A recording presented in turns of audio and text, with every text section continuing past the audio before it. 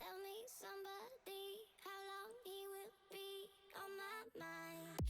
He will be on my mind. He will be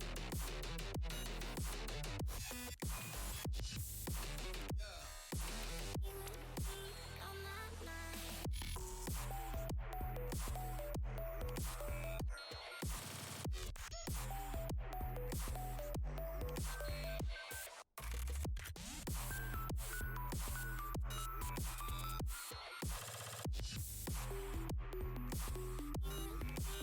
my mind.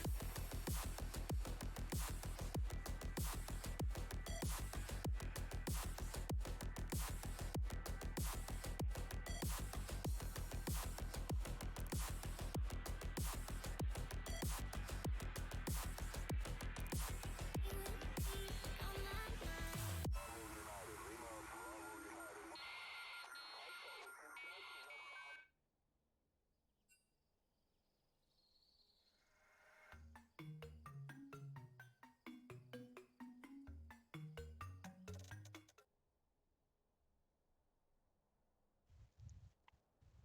And welcome back, ladies, gentlemen, and NBs, to NECC Week 8 Valpo League of Legends Esports. I'm your host, Dikembe. I'm here with my co host. Kilo. And this week we're playing against Defiance. I mean, going into this draft, right, we had a couple of changes. Overall, NECC, now all characters are active, right? So we have Melio, we have the new Yumi rework, which, quite frankly, I don't think we'll see Yumi today. But Melio might be an option, especially if we're looking for a little bit of a higher range ADC, right? We know that Defiance likes to play that Caitlyn as well, that Varus, kind of those poke comps. Melio tends to synergize really, really well with that, especially with his W and his passive. So I mean, going into this, do you think there's any going to be any new like champ switch ups, or kind of just sticking to the script? I think for this game one, if there was going to be Emilio, this is where you would see it, right? Those new champions that are getting added in this game one, where you can kind of experiment, and in that game two, you'll start seeing more comfort picks. Both teams really okay. Let's go back to our comfort picks, all right? Let's get this Hmm. win.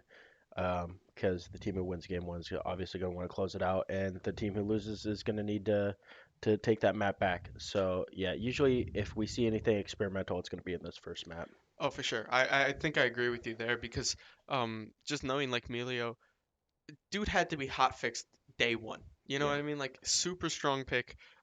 Just being really really active right now in meta, especially.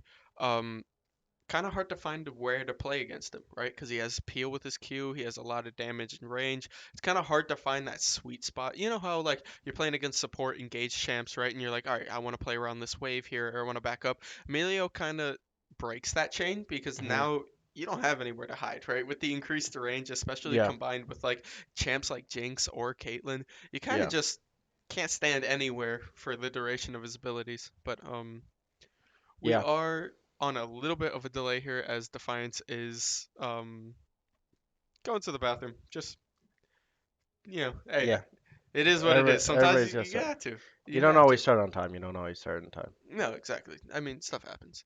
But hell. Yeah, it's gonna be interesting. Especially in the jungle matchup, Defiance doesn't really have a huge or it doesn't have a jungler really. It's an ADC player, Mhm. so uh, it's gonna have to be y- something that the team is gonna have to adapt to. They have an ADC player playing um, in the jungle, Oh, for so sure. that jungle matchup can really make or break this game, Mhm. especially with you have someone like Vector who likes to play some gank heavy champions, right? Mhm. And if he can influence the map, like he usually does, it's pretty worrying for Defiance.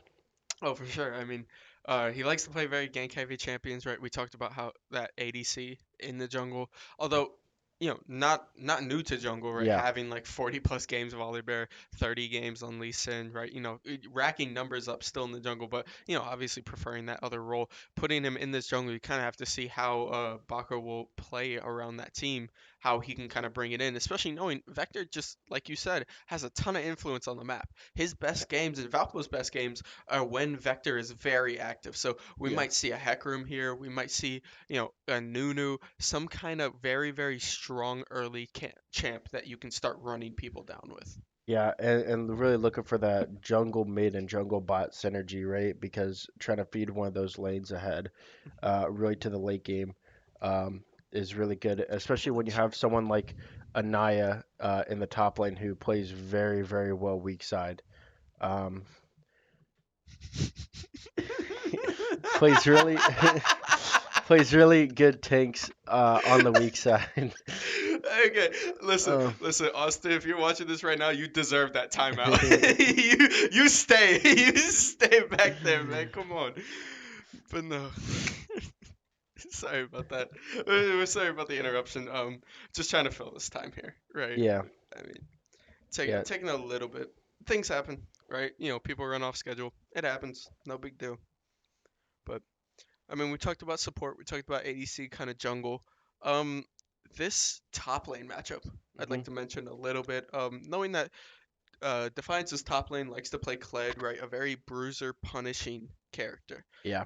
Knowing that we have Anaya, right, in this top lane now, also kind of fitting now back into that starting role, right? Really getting comfortable with this five man. Hmm. Um, going to play that Malphite, going to play those Alawi top, right? Those kind of tank heavy. Yeah. How do you think Defiance needs to adjust to Valpo's top lane? Uh, they they need to put pressure on the top lane, right? Because if you look at Valpo, if there was gonna be a weakness, it would probably be towards that top side where Anaya is by herself, right? Because you are gonna have Vector in the jungle force focusing more on that middle and bot lane, right? So that leaves the top lane quite open for Defiance. Putting some pressure on her um, to try to get ahead themselves, right? Because um, Dreadful and Steamroller will probably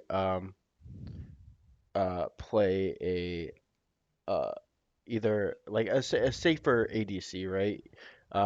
So playing for that scaling, right? And so usually like in those situations, you're playing towards them or you're playing towards a good mid jungle. Yeah. Um, and Jakimbo, no matter who you put him on, he can carry the game. So that's going to be the main focus for Valpo, and that's what Defiance needs to look at in that top lane to try to Mhm. get ahead. No, definitely. I agree with you. I mean, that's kind of the nice thing about a nice champ pool that she has is that you can kind of leave her on an island like that, right? She's very good in the 1v1. She's very good at being able to rotate when she needs, right? To have that Hmm. wave clear kind of play around these times. She knows her limits of her champs very well. And that leads to Vector being able to focus, like you said, that mid and that bot side. I know you talked about Dreadful kind of playing more of a scaling champ, right? Kind of working into that play. But I would really like to see him play something aggressive here. Yeah. I'd really like to see. I know that the Ezreal's kind of contested right now with the pick. Hmm. Both sides playing that, but I'd like to see the Ezreal. I'd like to see the Xayah. And if you're going to pull like Emilio out in the support, right? If you're gonna pull out like more of an Enchanter support, maybe even the Jinx, right? Yeah. So the Jinx would be the scaling pick I think that you take here. But if not, I want to see him be able to, knuckle head. Like I want him to put knuckles to heads here, Yeah. right? And you see him from him playing in top lane. He has that aggressiveness, in like play style in him. He's really good at playing that aggressive play style. Yep. Uh, the Aurelion Soul Band, not too surprised. Super scaler, infinite scaling, gone from Jakimbo, who can do a lot of damage with Aurelion Soul. Yeah, definitely. I mean, we've seen Valpo before draft these kind of heavy scaling mid laners, and quite frankly, be the most successful with these. Yeah. I've always been a big fan of the scaling mid pick, but Defiance finishing out the ASOL and an aggressive pick that we talked about earlier, Zaya, with Hmm. Valpo eliminating another mid laner or top, right, kind of eliminating that flex position and getting Vi out of the jungle as well. Defiance finishing off with a Jarvan ban, Yeah. and then Valpo probably going to look for an ADC ban, and there it is. Caitlyn. There's the Yep.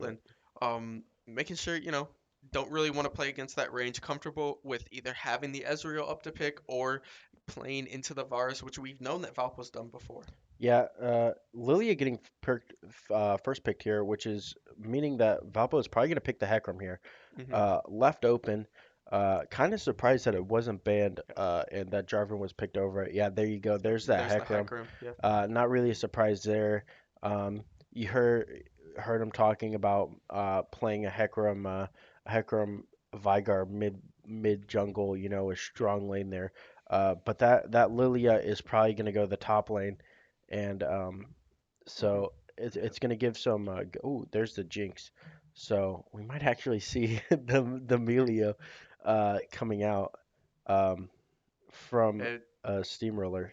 So, I mean, Valpo drafting the Hecarim, right? What's Mhm. interesting about Defiance is usually when you see a Lilia, you're thinking jungle, right? Yeah, But we do know that Defiance's top laner plays that Lilia top. yeah. So having kind of that flex book is really important for Defiance now, obviously forcing Valpo to draft jungle and then take their Mhm. ADC right now. Defiance knowing, hey, Jinx has a lot of range. We want to be able to probably go with a poke here, pick the Ashe, maybe pick the Varus here. Yeah, Um, that Ash did get nerfed in support, so mhm. not sure if this is going to be a support or an ADC Ash She right now. is she is very strong in ADC right now, Yeah, so I she would is. not be surprised if it is. Yeah, And it there's a is, yep, and Seraphine, there's so the that's going to mean Seraphine. the Ash ADC. Gonna be interesting to see if there's a support pick here or a top pick here. I mean, obviously the Milio is open, but that's not the only pick we can see with Jinx. There are plenty of strong picks, especially knowing that you're playing an Ashe Seraphine. Hmm. I think Valpo's idea was to leave this R3 open for either Jakimbo that wants to pick before the next wave of bans, Yep. or yep, there's the Jakimbo pick. With the Vigar, as you mentioned earlier, right? The Hecarim Vigar, Vigar throws up the track, Hecarim ease into it, knocks people into it, right? Very, very strong in a 2v2, and not only that, but just team fights because you'd be surprised how easy it is to forget where Vigar cage is. Yeah. And to see just Hecarim rushing at you when you're caught inside of it, really, really dangerous. But Yeah, it's a good pick here on the R3 because it gives you two chances to ban out both of the enemies, other mid laners that really can counter you. The only really downside to it is you lose base with that pick. You don't have a counter pick now on yep. red side because you see their top, and they only have a jungle and mid lane to pick, um, and you've already picked those. So. I guess you do have the support, but still, Hmm. but or no, yeah, they do have counter pick for the last two lanes. Yep. So that should be good. We should see a top lane pick here in R4 and then um end with a support. Yep. I mean, like you said, I like the idea of taking MFG Kimbo taking that mid lane R3 here because as you can see, Vigar is kind of a pick where you need to ban certain champs, right? Hmm. Lissandra feels really bad into Vygar because Lissandra can kind of just dive away from him, right? Yeah. Especially with her combo that she has. It's really hard to not get locked down. So giving the R3, getting the Ooh. immediate ban now opens up Valpo to kind of be free in that mid lane. And then Valpo Esports with the Vladimir top. We know Anaya is not new to this champ, right? Yeah. We've seen her play Vlad top before. She's been workshopping it a lot, and it's been really successful. Yeah. I think that this is a good pick, especially into a Lilia who needs to hit abilities to actually speed up, right? That's Yeah. kind of the winning part of Lilia is she likes to Ooh. run people down. And I mean, speaking of running down, there's the Kassadin. Um, Another good pick into the Vygar. I don't think Valpo really expected because this one kind of came out the blue Yeah. from the OP, but Yeah, I don't think I saw a single casting game played recently, at least.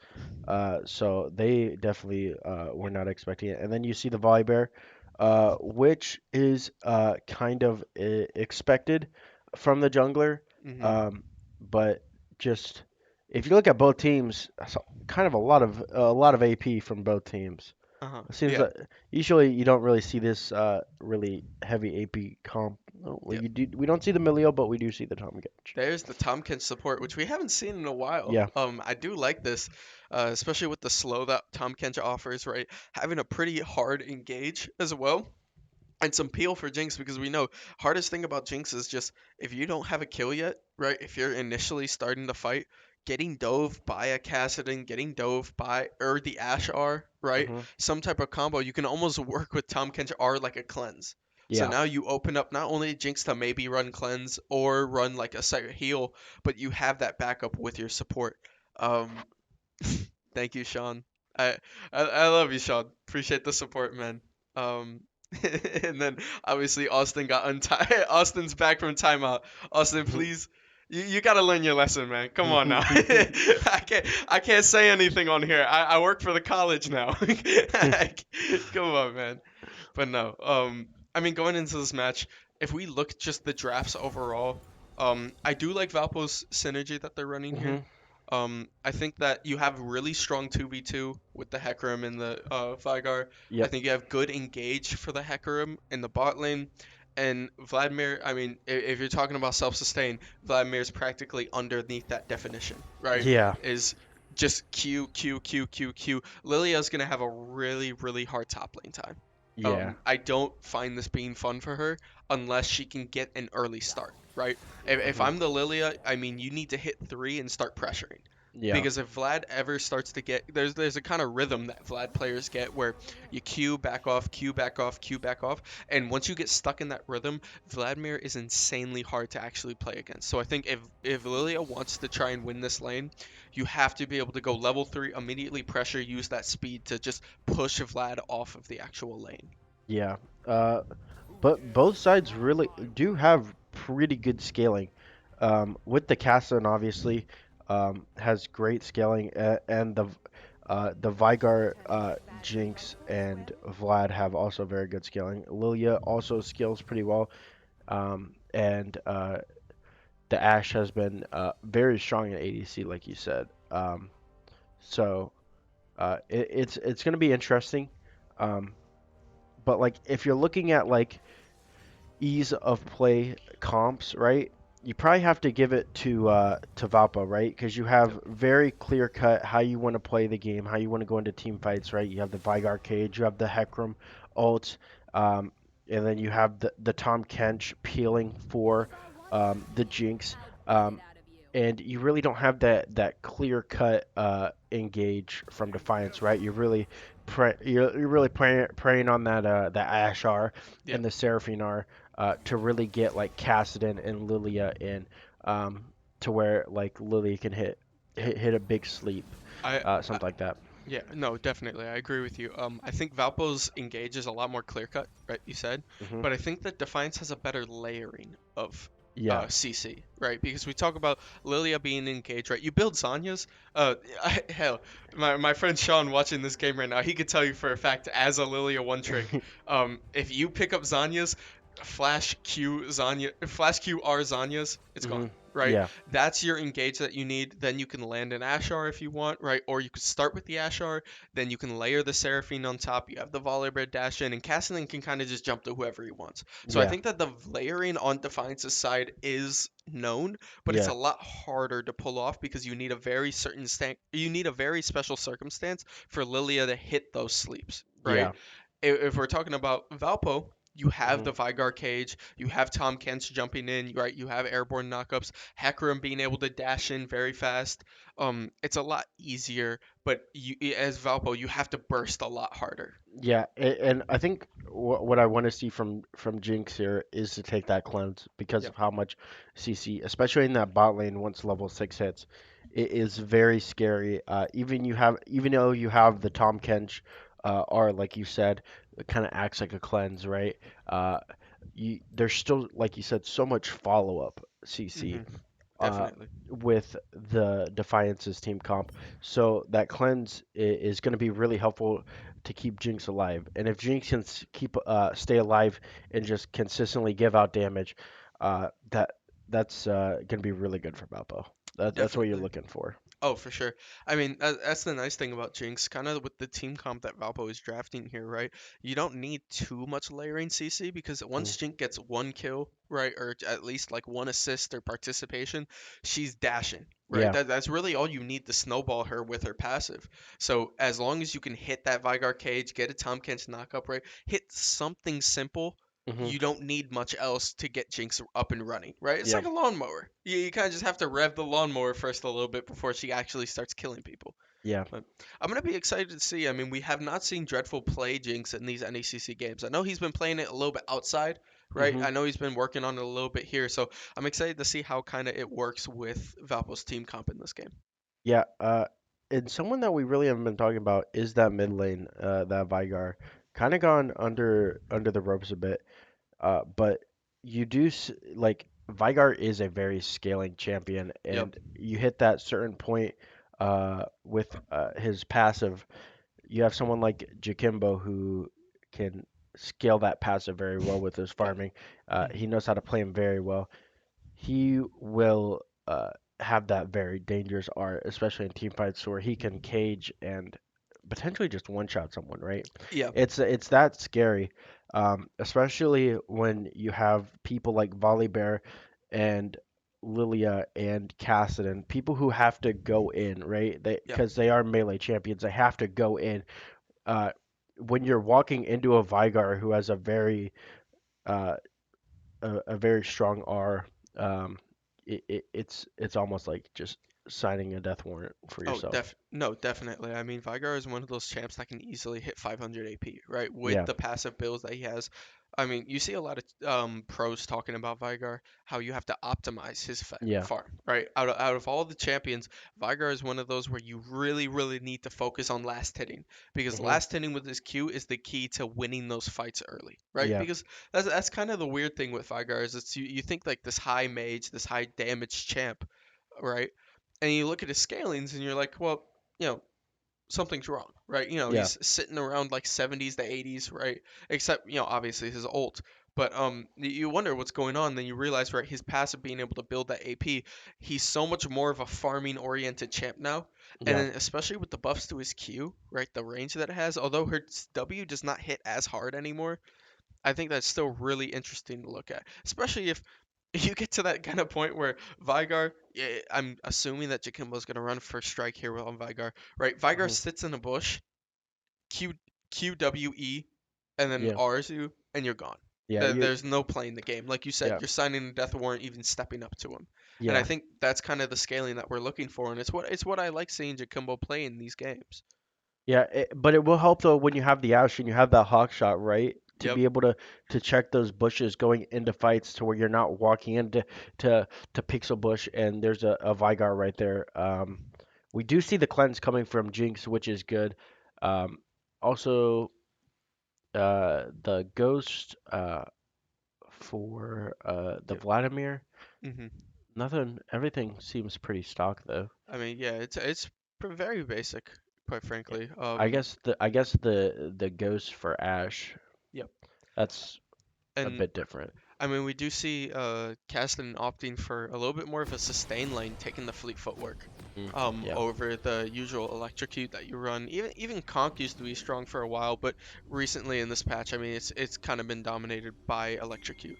yeah, So I mean, not taking that domination tree, going with that fleet footwork, it's going to be a lot more healing, which makes sense into a lane like Emma Kimball's Vygar, right? You're gonna be harassed a lot. It's gonna be really hard to try and step up for a lot of things. You kind of need to sit under your tower till you get that 6. yeah. Um, since you're a mid laner, Yep.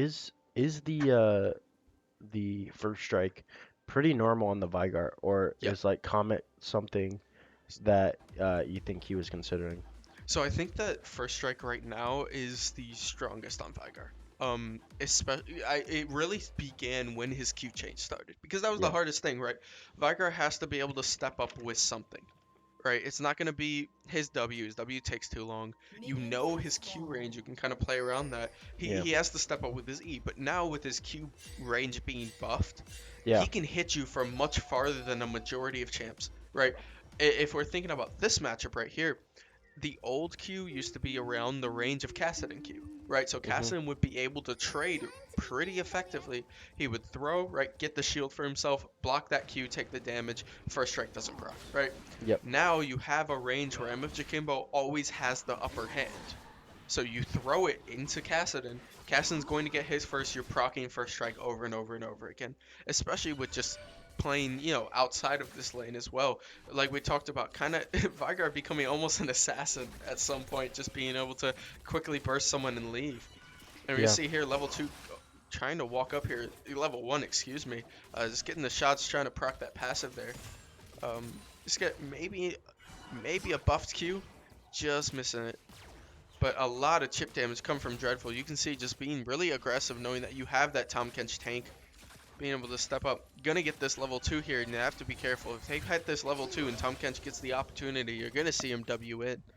Yeah. But if you look at the minimap real quick, you do see both junglers full clearing down towards the bot lane. Um, pretty expect. Oh, you Yep. see the Volibear looking for Volibear a might be mid looking for gank. mid here. Yep. Emma Chikimbo Yeah. has to be a little bit careful. You can He see the does. flash Q gets a flash from Jakimbo. Yep. I mean, getting that knock, you have to be careful. Jakimbo is not level 3 yet, right? Yeah. Obviously, not taking that cage. Wanting to focus a little bit on this farming. And then, I mean, paying attention to this top lane as well. You can kind of see how I talked about Anaya likes to play these melee matchups, right? There's a reason that she picked Vlad, Yeah. right? Especially into Lilia, someone who needs to hit to proc things. She's very good at spacing. Hmm. So we see this a lot in her 1v1s. We see this a lot in a lot of it's just her gameplay in general. But her spacing is really strong. So playing a champ like Vlad, where you have to find these times to, okay, I'm gonna walk up in Q, I'm gonna walk up in E, right? Having these kind of sustained fights is really, really working in her favor. Playing into a champ like Lilia. Yeah. Obviously, like, the Vlad top is not the pick every time, but we can see right now this is kind of the strat that she likes to she prefers when playing. Denying Yeah. a lot of CS here, and you can see it's just going to be really tough. Knowing that this Volibear is looking around this bot lane, Steamroller looking up, and we're going to have an engage here. The stun popping up, the flash as well coming from Steamroller, the ghost popping out, the exhaust on Vector. Vector's going to try and get out of here. A lot of chip, but there's a lot of slow as well. Ash getting able to proc that Q. Steamroller might be looking for something, but the stun before the dash underwater is going to be first blood going to Volibear. Just a couple of missed timings there. I think trying to pull him as far as you can before you can jump under, but I mean Volibear's Q just came back up, was able to get that stun and get out. Yeah. And what I was gonna say before that, when Lilia was pushed under tower was, man, you put the first pick into this Lilia, right? And the lane right now isn't really looking that well, and you're playing into a Vlad who scales very well too. Yep. So you put so much prio into this top lane, and it's not working out so far hmm for you. And I Uh, mean, it can also be looked at as like a draft tactic, right? yeah, Because you want to pick Lilia to think like for jungle, you want to be able to buff, or you want to be able to bluff a little bit. And we will see an engage here as well. Just a little bit of chip probably in this bot. You're going to see just a lot of damage go off for Dreadful.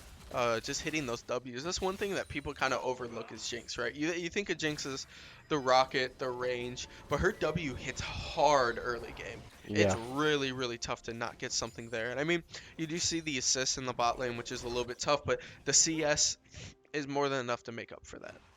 yeah. If I'm Volibear here, I'm looking towards the mid and bot lane right now because no one has flash right now for mid lane um, support or ADC. Yep. And you look at the ADC in mid lane, and when Jinx gets excited, she's pretty. If she doesn't get excited with her passive, she is pretty immobile. Yep. So, and Veigar too, a very immobile champion. Oh, Yep. we do see And the there's flash the from R, and top that's lane. gonna kill right there. Yep. Goodbye. Good job, and I at that top right, just being able to play, know the limits immediately. Right as hit 6, you have to take that engage. Right, Yeah. obviously planned out, just kind of like playing to that game. At this point, like you said, I'm kind of with Volibear. You have to focus this bot side because of the sums. Right, we're Yeah. gonna see Volibear walk down here. Hecarim is also here as well, so we might see a little bit of a turn there. It's the Volibear showing up in lane. The dash under, trying to get away from the root. The stun getting hit. Dreadful being able to cleanse. Steamroller getting the last shield. Here comes Hecarim, the pushback as well. The W, and that's gonna be enough to just ward them off. The good turn. Being able to just get away here. Nobody dying, especially without their sums. Yeah, that was a very good play by Valpo, especially Vector. If he was not there, that bot lane, especially Steamroller, probably not living there. Mhm. But good for Defiance for recognizing the weakness in the bot lane and putting pressure on it. Yep. I mean, you just have to be careful here now. I mean, you give that dragon, Yeah, you right? just give There's the there's nothing dragon. you can do there, It's first right? dragon. Exactly. First dragon.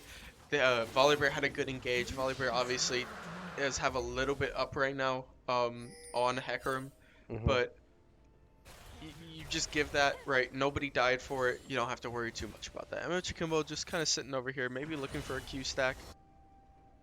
Just not going to be able to hit. Look at the top lane. Oh, never mind. Hecarim was in that tri bush. Maybe looking for a getting top. Hmm.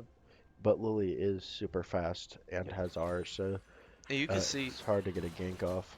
yeah, you can see Lilia did go with the Merc Treads first. And I think what's underrated about Lilia top is that you're very safe. I think as long as you're not playing too aggressively, right? And then this lane you really can't. Yeah, You have a sleep to hit. Your Q hits so many. If they're going to both be in melee range of you, you're able to sleep and walk. That's yeah. kind of the toughest part about playing into, or excuse me, sorry, yeah, playing into a Lilia top is that you can play very up. You're Hmm. not going to be punished for playing up. It's going to be a matter of you have to punish, like right now. There's the sleep, but there's the dash from Anaya as well. The W's being able to stop that. A lot of healing, but I mean, there's 4 tap. They're just going Yeah. to have to deal with it as Anaya does go down to the Lilia. And if you're the bot lane of Valpo, right? You look at this Ashe alone now, because I'm pretty sure you saw the surfing top lane Yeah. and seeing how you can punish it, but she's just gonna push that wave in and back. Mhm. You have to be careful there. There's the R coming out, Oh, hitting MF Kimbo. A huge stun, but I mean, not going to be able to do much as MF did just get under tower. Here Vector comes does have to Vector be as well, careful getting here. stunned and a root, and Yeah, that's just going to be a melt. The CC layering was just huge there from Volibear and Seraphine. yeah. And Ashe now, and there's the knockup, overstepping. right? Obviously, now seeing Seraphine. The W from Dreadful not being able to hit as they are going to try and run this.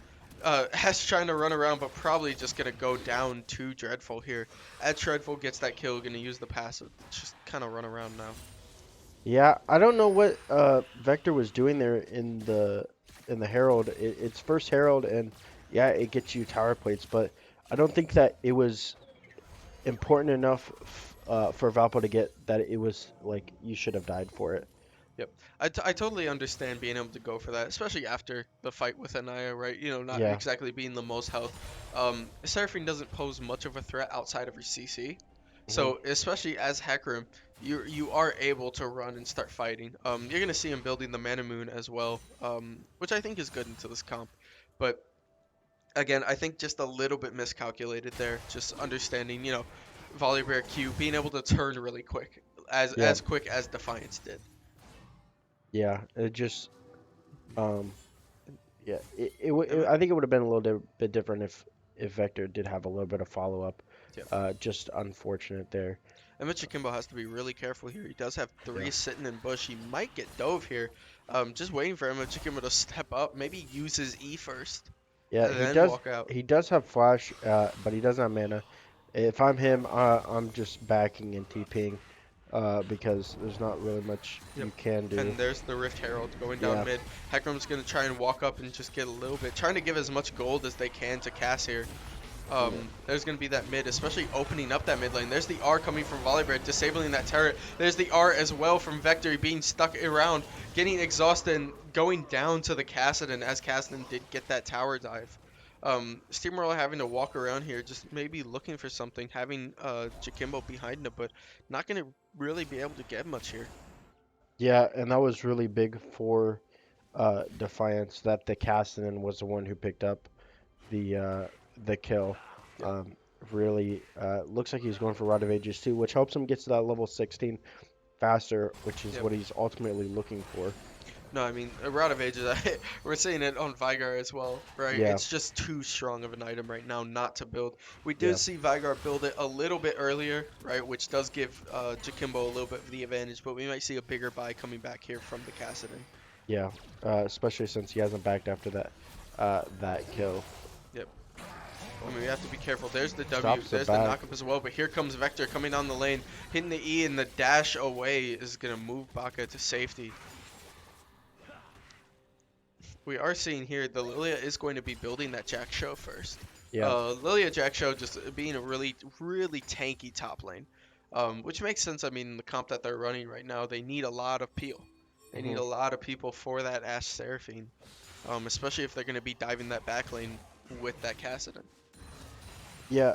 Also, Surfing did just hit level 6, so that is huge for her. She does have that Yep. massive CC for her. Yep, definitely. I mean, we're going to see Valpo right here trying to get this second dragon going down. Seraphine walking around the edge. We might see a hit. There's the smite as well. And blue team Oh, gets it off of the E. The Q not coming back up for Vector. As there's the R from Vector, but he is going to go down. The R coming from Jinx as well. Jinx is now backed up. There's a huge R trying to get that. Dreadful flashing over the wall, being able to pick up that as well. The W over. Jakimbo still walking down. Dreadful just has to get around this wall. There's a huge stun jumping over the blast cone, being able to hit. He's going to try to walk down. The Ash is in a tough spot right now with this Q. One more auto should do it, and MF Jakimbo picks up that kill. Dreadful getting rooted here, being able to miss that W. Not going to be able to get much, but great spacing from Dreadful right there.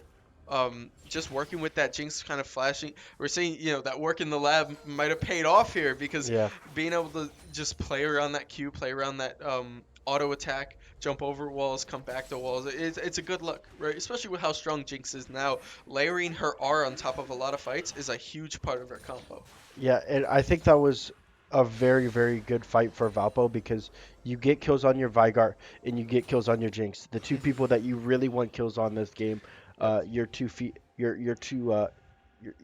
two carry champions. Yeah, your two win cons right Yeah, now your two win are cons. definitely up in the gold. I think Vector just kind of has to take a step back here, right? Yeah, Take a deep breath. It's been a pretty rough early game, right? yeah. But this is the part where you take a step back, you regroup, and you get back into this game. And I don't think the losing the dragon in the big scheme of things is that big of a deal because if you talk to Chase, he says the only dragon that truly really matters is that soul dragon. Yeah, and I mean So there is validity behind that sentence as well, yeah, right? Because you have such a strong soul point, and obviously if you play for a lead instead of playing for the drag, you'll yeah, be able to snowball that to other drags. You just have to make sure you know when to make that turn of, okay, I can't give this anymore, right? You have to yeah, know when that is, either if that's third drag or fourth drag.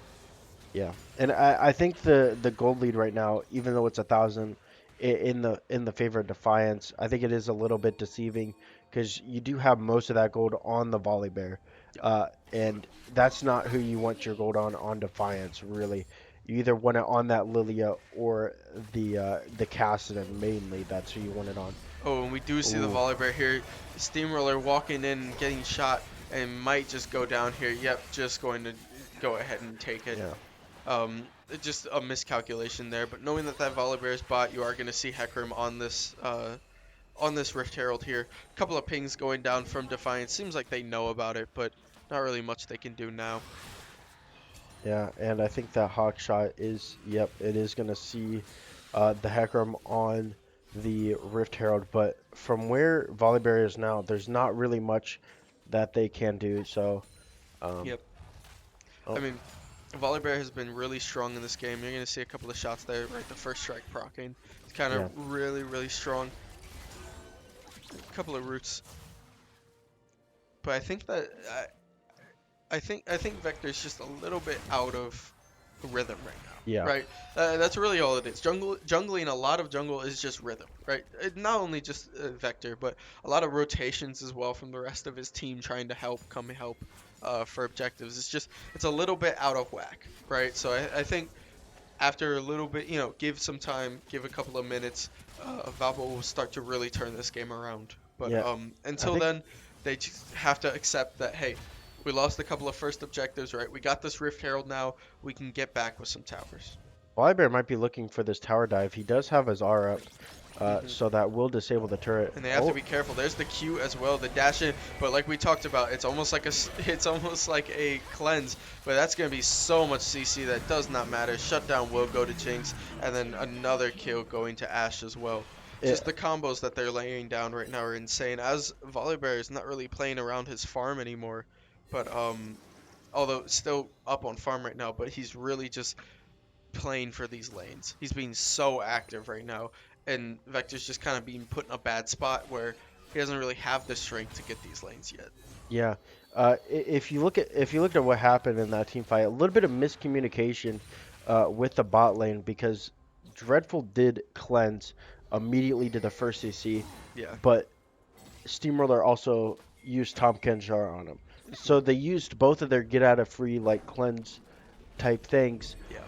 at the same time. So just a little bit of miscommunication to where maybe if Yep, and there's uh the flash and the oh Q over the wall, seeing that they have vision there. Vector being able to R to get away, and MF Jakimbo walking back with the stun as well, keeping him from stopping. Cassidy does engage there. We do see a little bit of a fight in the top lane, but it's not going to amount to much. There is the flash out of Volibear, but that is enough damage on Vector that they are going to start up this dragon now. They just have to be careful.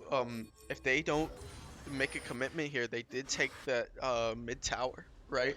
yeah, Accepting that, drop that Rift Herald, get that mid tower. If they don't start to take this quick, you're gonna allow Vanguard to kind of throw these abilities, take this in. But now Vector's back, so we yeah. might see a little bit of a scrap over here. You just have to be careful. Um, Defiance is really strong on this bot side. Yeah, Valpo is really going to want this next dragon because it is going to delay the game, and that's kind of what you want with this team comp, Yep. with the Jinx, with the Vigar, with the Vladimir. They So they they are going to really want this dragon. they are gonna try and pull it out here. You do have 5, and it looks like Defiance will probably try to steal Smite here, but they aren't going to get it as there's the E to stop everyone. But here comes Volibear Ghosted trying to get on Anaya. Anaya Hex flashing away. The W after the Q being able to stop that, buffer the stun. And it looks like Valpo will get out with the Dragon clean. Like you talked about, I mean, you need that drag to delay this game, and that was what you need to do, right? You had an excuse me. That's what they did. Yeah, I said the same thing twice there, but you get the idea. You yeah, have Anaya rotating down to that bot lane. They have delayed this game now to be able to make up for that gold lead. yeah. And you, all while that was going on, Valpo also got the mid tier 1 tower. So they do have tower advantage, and they with that mid tier 1 going down, they opened up the map for themselves so much more, being able to walk around the map a little bit more freely, uh, But and being able to get more deeper vision.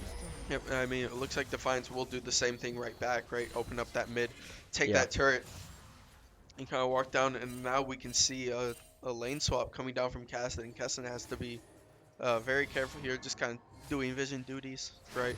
yeah, Kind of what you need Caston to do at this point because he is one of the safer picks, right? If something happens in jungle, if something happens, he can kind of just R away, right? Something pops off.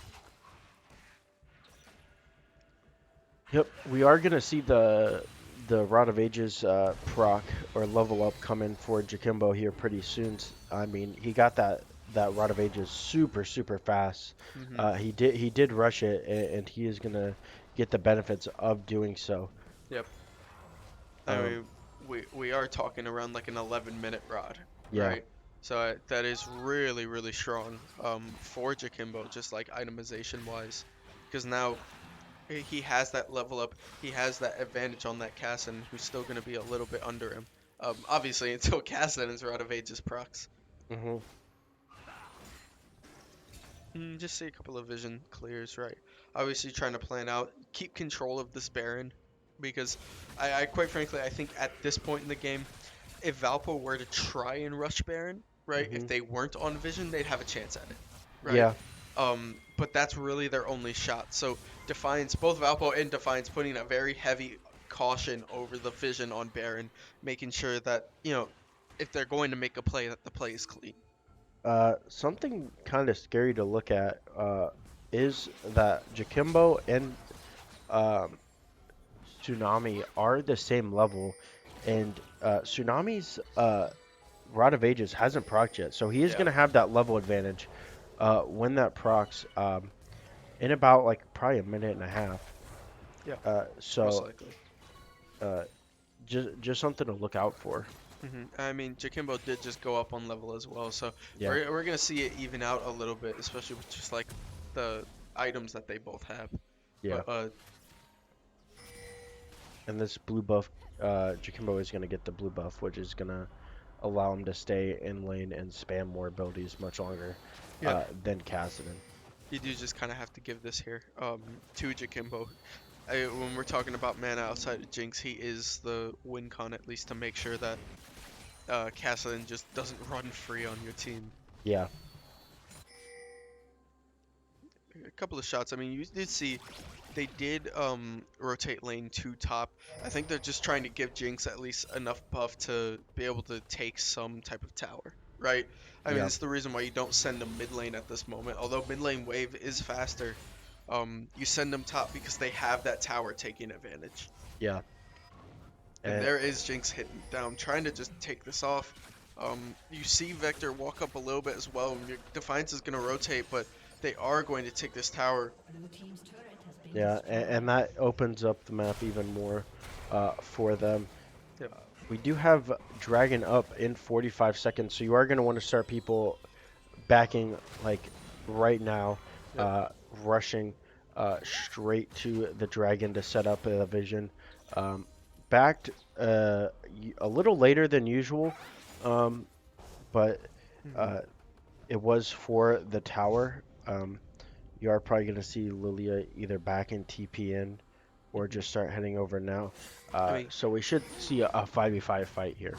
yeah, you have to be careful here. I mean, Volibear is full 2 items, right? Yeah. Almost got that Bork for that Ashe. Almost got that move speed steal, and then Jinx like 600 gold away from IE.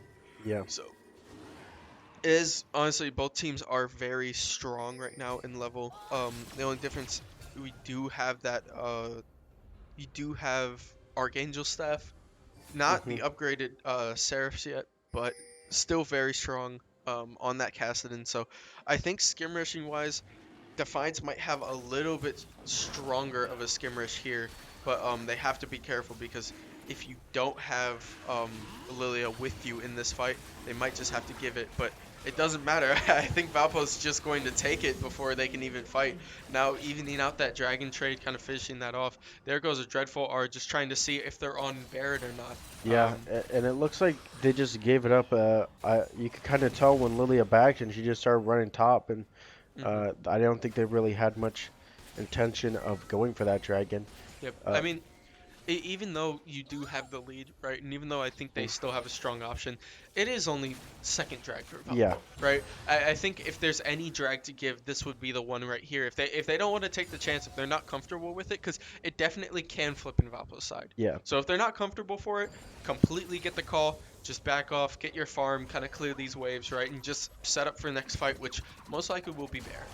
yeah, and you'll have that that upgraded Archangel staff for the Castle, especially at that next fight. Yep. But you do have the IE now coming in for Jinx. Very, very big power spike. Yep. A lot of damage for the Jinx.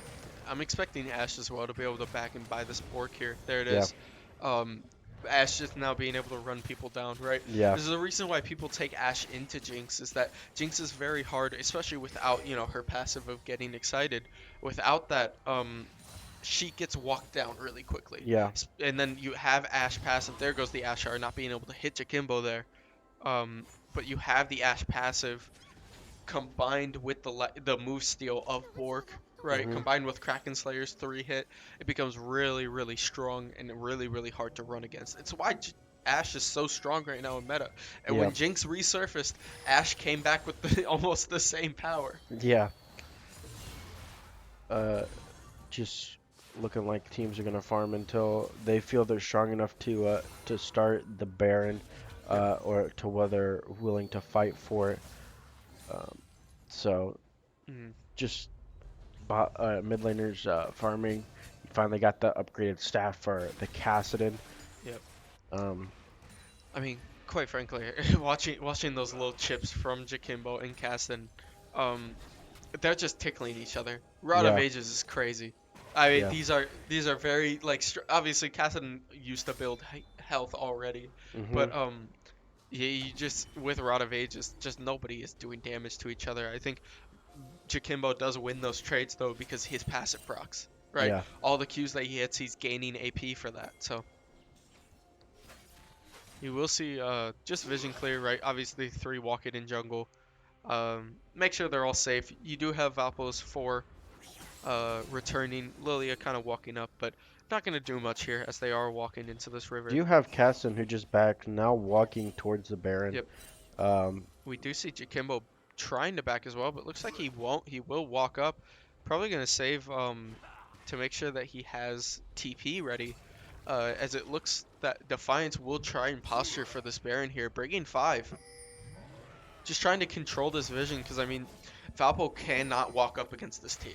You no. have Ashar, you have Seraphine ult, you have Volibear Q, who, as we've seen in this game, really strong just coming out of bush, and we do see the Nope, there we flash in see the it Q is. as well. A lot of damage going off. Dreadful getting hit with that Ashar, but cleansing it. Vector coming in to follow. Oh, The stun from the charm from Seraphine as well. They are trying to get out the hit, but Cassidon will come in from the other side. Anaya in the backline as well. They are healing her, but it's not going to be enough as she does get stunned and goes down to tree. A lot of damage going out, but it just does not look like Valpo really has the counter engage to finish with those aggressive plays that Volibear's making right now. You saw Caston come in from the right side, be able to get under that trap, right, under that cage hmm. that Jakimbo had set up for him, and immediately just dash around. Also hitting 16. Going to be Yep. really, really tough for Valpo now to get back in this game after this Baron, knowing that Defiance has hit a lot of their power spikes. Yeah, and you were literally just talking about it, the strength of the Volibear Q, Yep. uh, and you saw the flash forward Q on the Jinx, and then you saw the Ashar following up, forcing Jakimbo to cleanse, and Yeah, then I you have mean, the follow up with the Seraphine R, and there's the Tom Kench wasn't able to R him, so yep. he just died right then and there. Mhm. So like you said at the beginning of the game, the layers of CC that Defiant have are really showing. Definitely. I mean, they're layering it really well, and it's really tough for Hecarim just to get back into this game because Yeah. all of Hecarim's engage is face on, right? Unless you're going to try and catch someone over the wall with his R, and we're going to see the Q there as well. Another combo. Vector trying to back him off, and Vector also being caught here. There's the Ashar as Cassidon jumps to the backline. Cassidon, Zanya's going out, being able to pick up a double kill. Ash killing from the backside. Steamroller going down as well. The Volibear, the Q over the wall, or the blast cone over the wall, but it's not going to be much, and you just see Ash shredding people Yeah. now. Jakimbo being forced to back off, as that is going to be third dragon there, and that's going to widen their lead by 5k.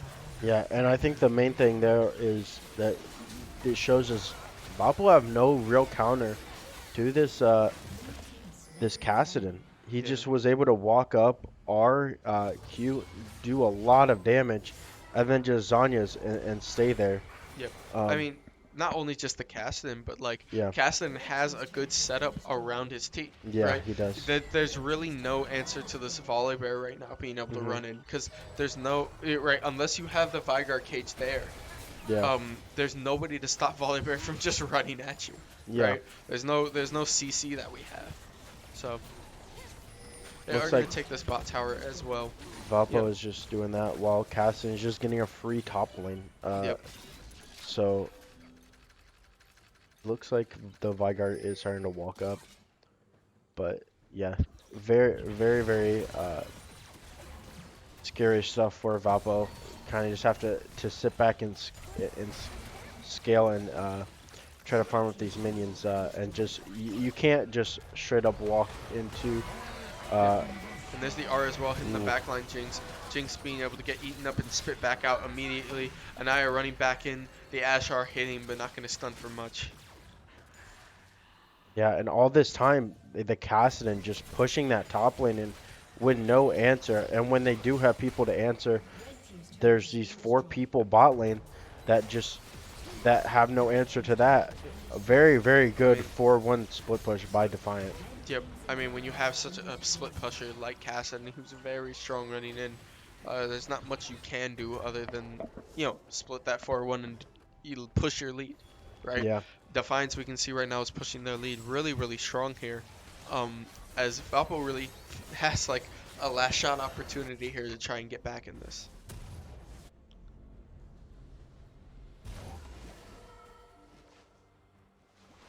Just a couple of farms here, right? Defiance getting their backs now, being able to use that gold lead, and we're gonna see here. It's gonna be pretty huge for them. yeah. This Ash is gonna back and probably get the Wits End. Yeah, he does get that Wits End. Yep.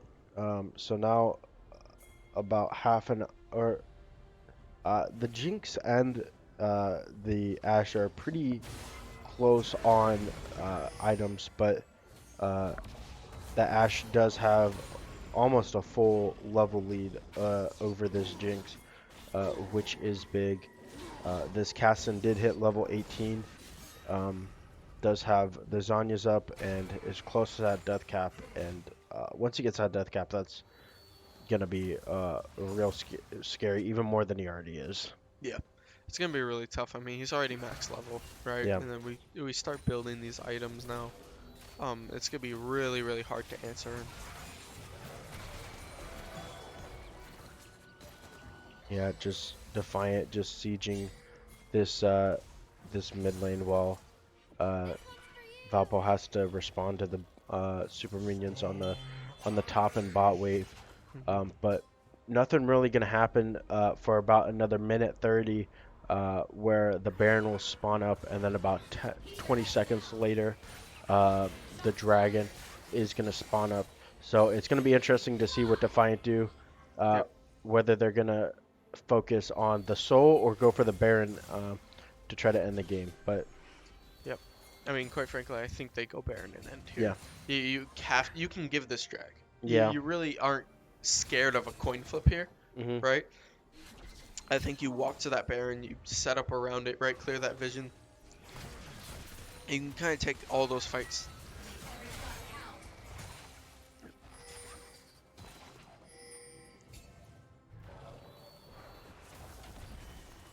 Yeah, just keep pushing in this mid wave. Valpo just having to wave clear. Nothing else they can really do. We have Baron up in 20. Yep. And I think once they clear this wave, they're just gonna start to walk over. And they kill Baron really fast here with their team comp, so they're just gonna insta kill it. Oh, Oh, definitely. I mean, we're stuck in between that weird place of like, yeah, which objective is coming up? How do we play? Just kind of cleared this wave. And both really strong wave clears on both sides, but it here, see, looks. like you just said, Defiance shreds this. The flash over the wall and the Q as well, along with the R from Seraphine. Being able to hit that steamroller. Steamroller does eat up Vector. Vector trying to hit a ult in the backline. The disable on the Volibear. Volibear going down to Tom Kench. Lilia being able to pick up a kill on Anaya, but the shot over with the Jinx kill, being able to speed her up.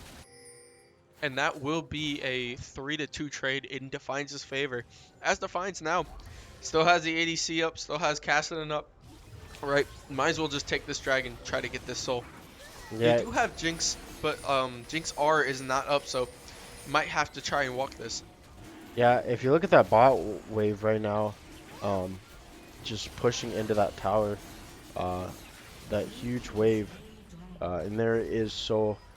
Most likely, Defiant just gonna back after this casting gets his blue, and then just go straight to Baron, and then look to just do what they were doing before with the 4-1 casting on the side lane, um, and then everybody else in the bot lane, and then just end the game. Yeah, I mean, you can't match cast one-on-one now, Yeah. right? So you come back, you're gonna have the item advantage, you're gonna have to take Baron. Valpo's in a really, really rough spot here because Caston's going to split that 4-1. You have these takes, and you're gonna just be forced to take one bad fight. Either you take a bad fight with the rest of the team, or you take a bad fight against Cass. Hmm.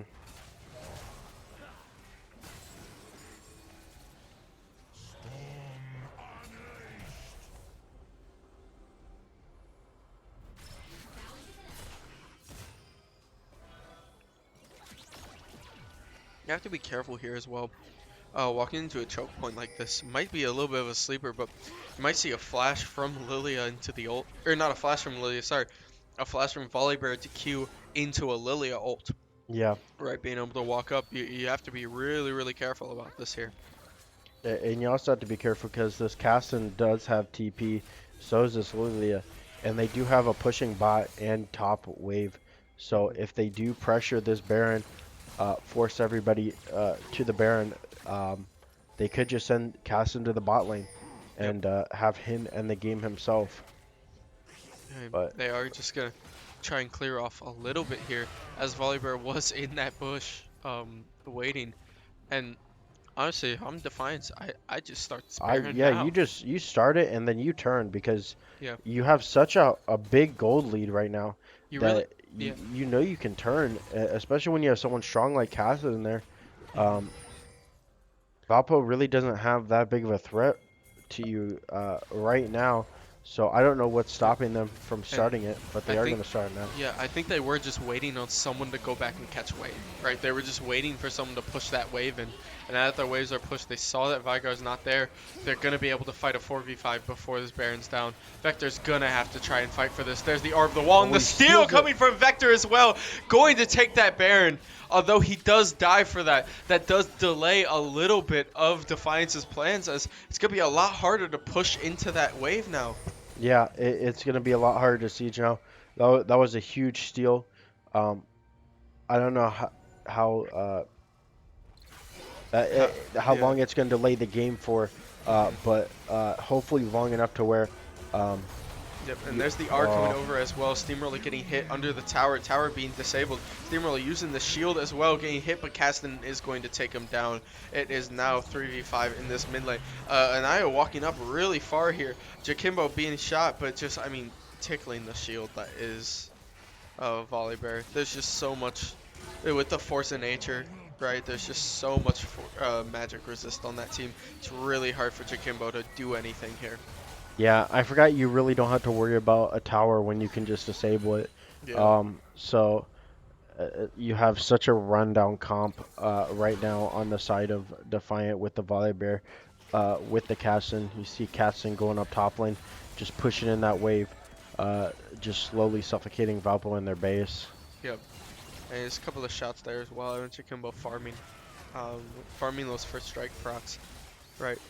That Baron steal was kind of like that last dying wish from Vector, right? You know, Yeah. like already bleeding out, already dying here, but you just gotta send them home with a little bit of something. And now having those Baron buff on your teammates, it does delay off a little bit of that damage.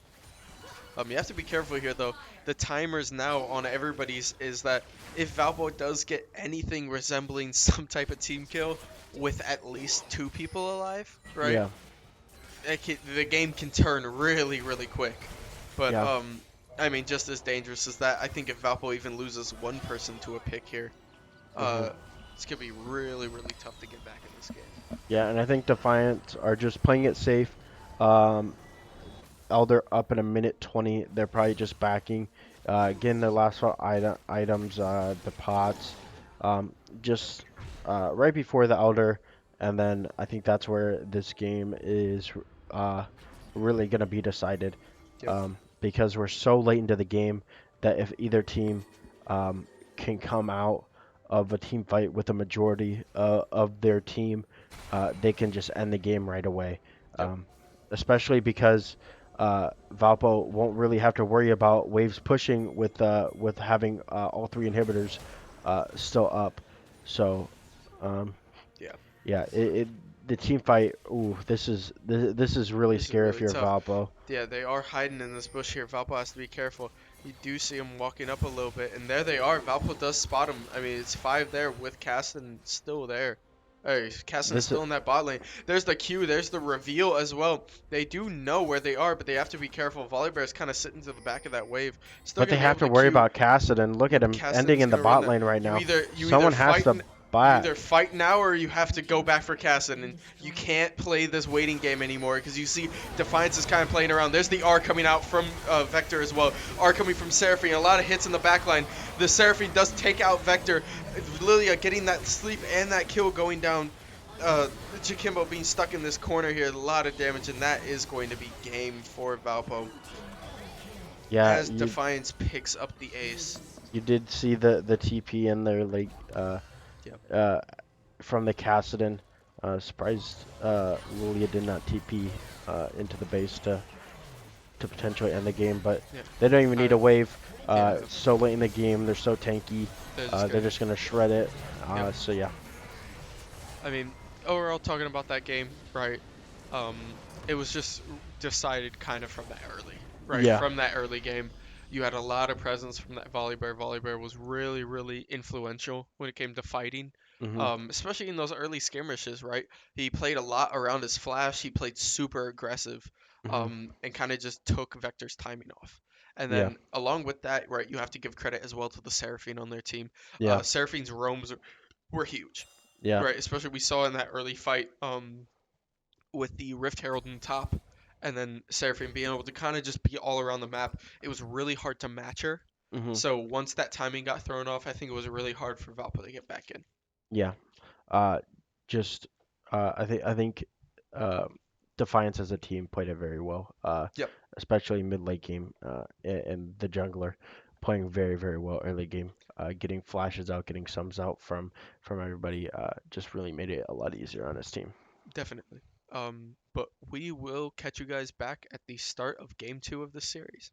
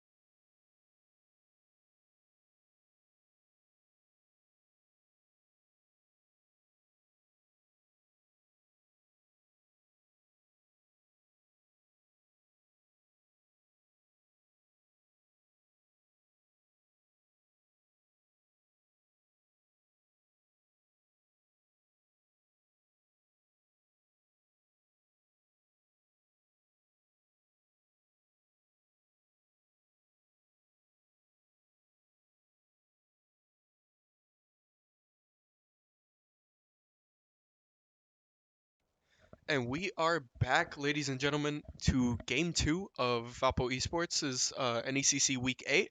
As I scroll off screen here really quick, but we are going to hop into draft. Defiance going with the same bands, right? Really kind of what we expected. Yep, especially after you win the game. Really don't want to change too much. Vapo keeping the Silas, but adding the Volley Bear. Yep. I think that's really good. That Volley Bear had a very big prio early game. Hmm. Still banning that Vi though. So leaving the Kassadin open. I feel like if we're gonna get that Kassadin ban, it is gonna be in that second ban phase. But probably, maybe I'll look for the Lilia. Yep, that Lilia There's the B1. Lydia first pick. Yep. Um, Especially when you have someone that really looking at their OP.GG doesn't really play the game a ton, right? You want to put them on those comfort picks, right? Yep. And that Lilia is that comfort pick for them. So it's going to be interesting what we respond with if we are going to want to run back with the Hecarim or if we're going to want to pick our bot lane here. Yeah, definitely. I mean, you have Ooh, Cho'Gath. There we go. First pick R1 Cho'Gath. Cho'Gath. Yep, we do know Anaya loves to play that Cho'Gath, right?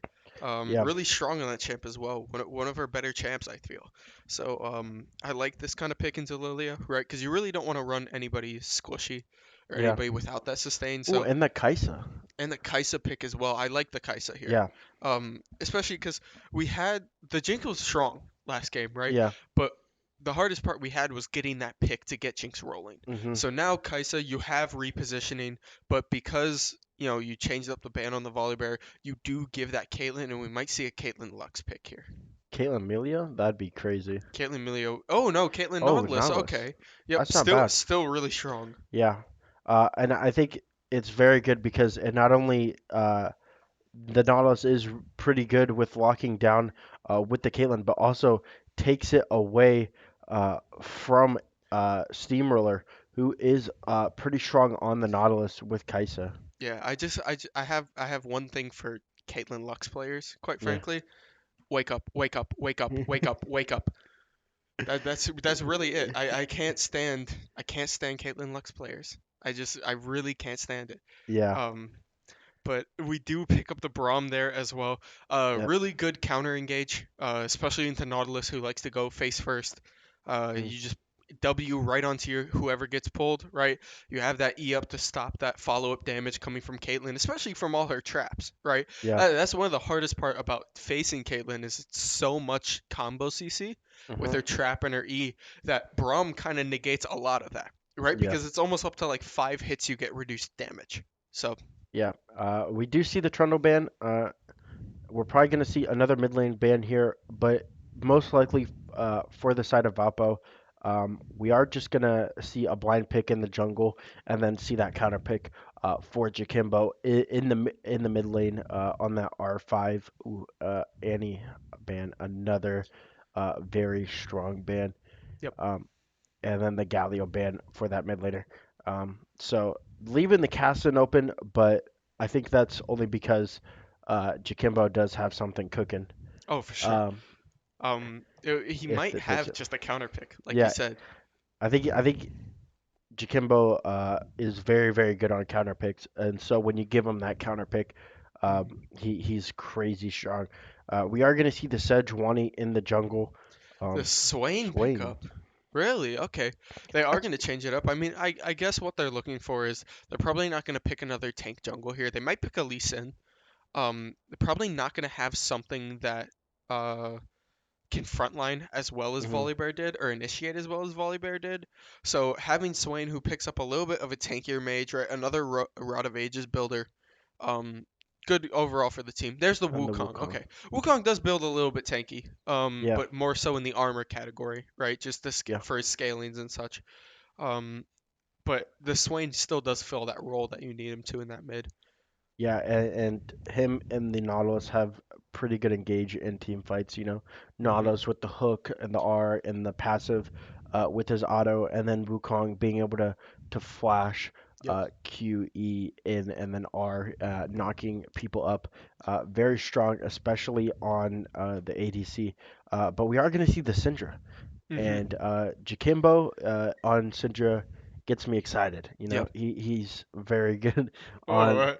Pause. he's very good on the Syndra. Um, Yeah. yeah. No, his scaling on Syndra is insane. I know I've talked to him about this before. Going into Swain, he likes to pick this Syndra because the range is insane. Swain can't play half the time. It's Hmm. really hard for Swain to actually get going here, especially playing into the Syndra, just with how hard she scales. She scales really hard. It's really hard to play her in lane when you don't have the range possible to even like touch her with the root, because that's kind of how Swain plays, Yeah. right? Is you need to play around Swain's like E. So that Hmm. range, if you're looking around that, is kind of how you want to position yourself. But Syndra's stun is going to reach over that. Yeah. And also with Valpo's comp, you have very good frontline with the Cho'Gath, the Sejuani, and Yep. the Braum. Just letting the Kaisa and the Syndra just do damage, Yep. which is what they do best, just sitting back and doing damage. Um, and having like a Sejuani and a Braum who can go in with a Kaisa, right? Who has her R, who can go in and engage in fights with them. Yep. So they have once again, I think, an easier team comp,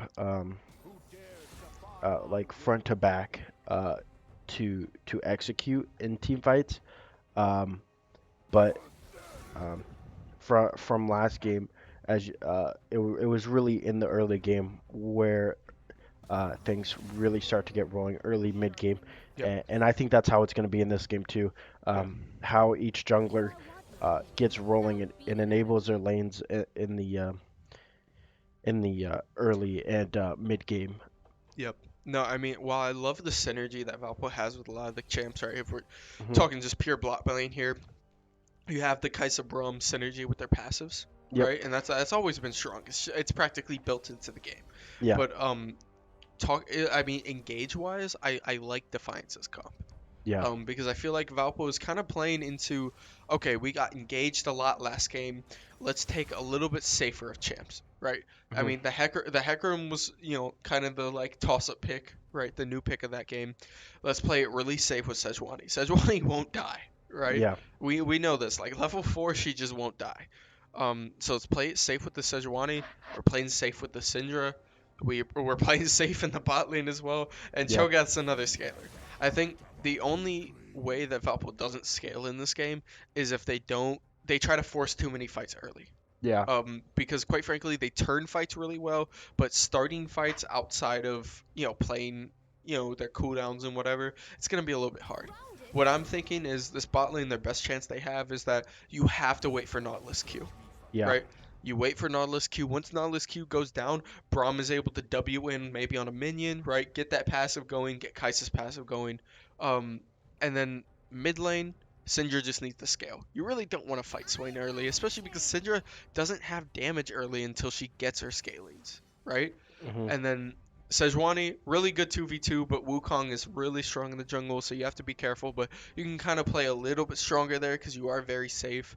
And then Cho'Gath, take a lot of trades from Lilia. It's going to be really hard to run her down, right? Cho'Gath being as big as as big as he is.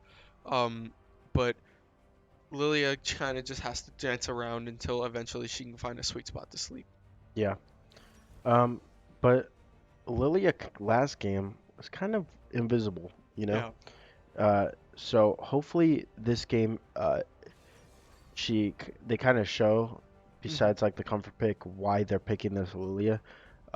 Because um, I think if you take that Lilia out of the game, it doesn't really change much. Yeah. She didn't really do much of the team fight. It was a Hmm. lot of um, that Cassidon, that Volley Bear, and then especially late game that Ash, Yeah. being able to But run people down. what I think now is the difference is that Valpo, you don't have a Vladimir anymore, right? Who Yeah. has to hyperscale, who has to take as much as he can, right? Although you have less of a lane bully, while Lily Hmm. is going to have an easier time in the lane, I think you have a much stronger team fight, which quite frankly is more important right now. As we saw last game, Yeah. right? The lane was nice and all, right? And it looked nice, but then Defiance played really well with their team. So Anai's making the adjustment this game. Okay, I'm gonna play with my team. I'm gonna play back. Let's just do our thing. Yeah. So we will catch you guys as we take a short break for the spectator, and we will catch you guys at the start of this game to look at runes, look at summoner spells, and see what's going on.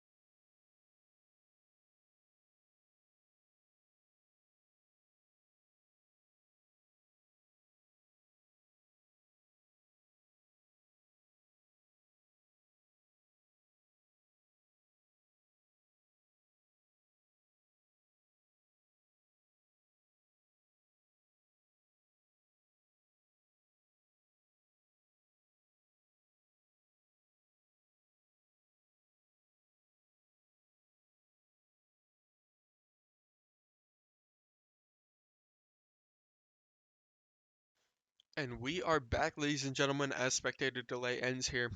Going into game two at NECC week 8, Valpo versus Defiance. Yeah, take a look at the runes, take a look at the summoner spells, see what's going on. I mean, I really don't think there's much variation you can add to this, right? You're gonna see the first strike Syndra. You're gonna see, not the fleet footwork, but the lethal tempo Caitlyn, Yep. right? And otherwise, pretty basic runes. No lethal tempo in the top lane from Anaya. Sadly, Nope. nothing fun there. But going the normal grasp runes, Conqueror on the Lilia, and the Wukong. So, lot of conquer, especially Defiance top side of the map.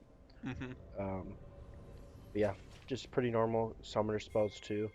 You got TP from top and mid on both teams, heal for both side of the Welcome to teams. Summoner's Rift. But I guess the only thing is you have the exhaust for the Nautilus, really for that Kaisa, if 30 she wants seconds until to jump minions in, spawn. yep. or when jumping, when hooking into her, getting that exhaust down. Yeah. Um, I mean, exhaust being a super hard punish for Kai'Sa, especially yeah, when she tries to reposition.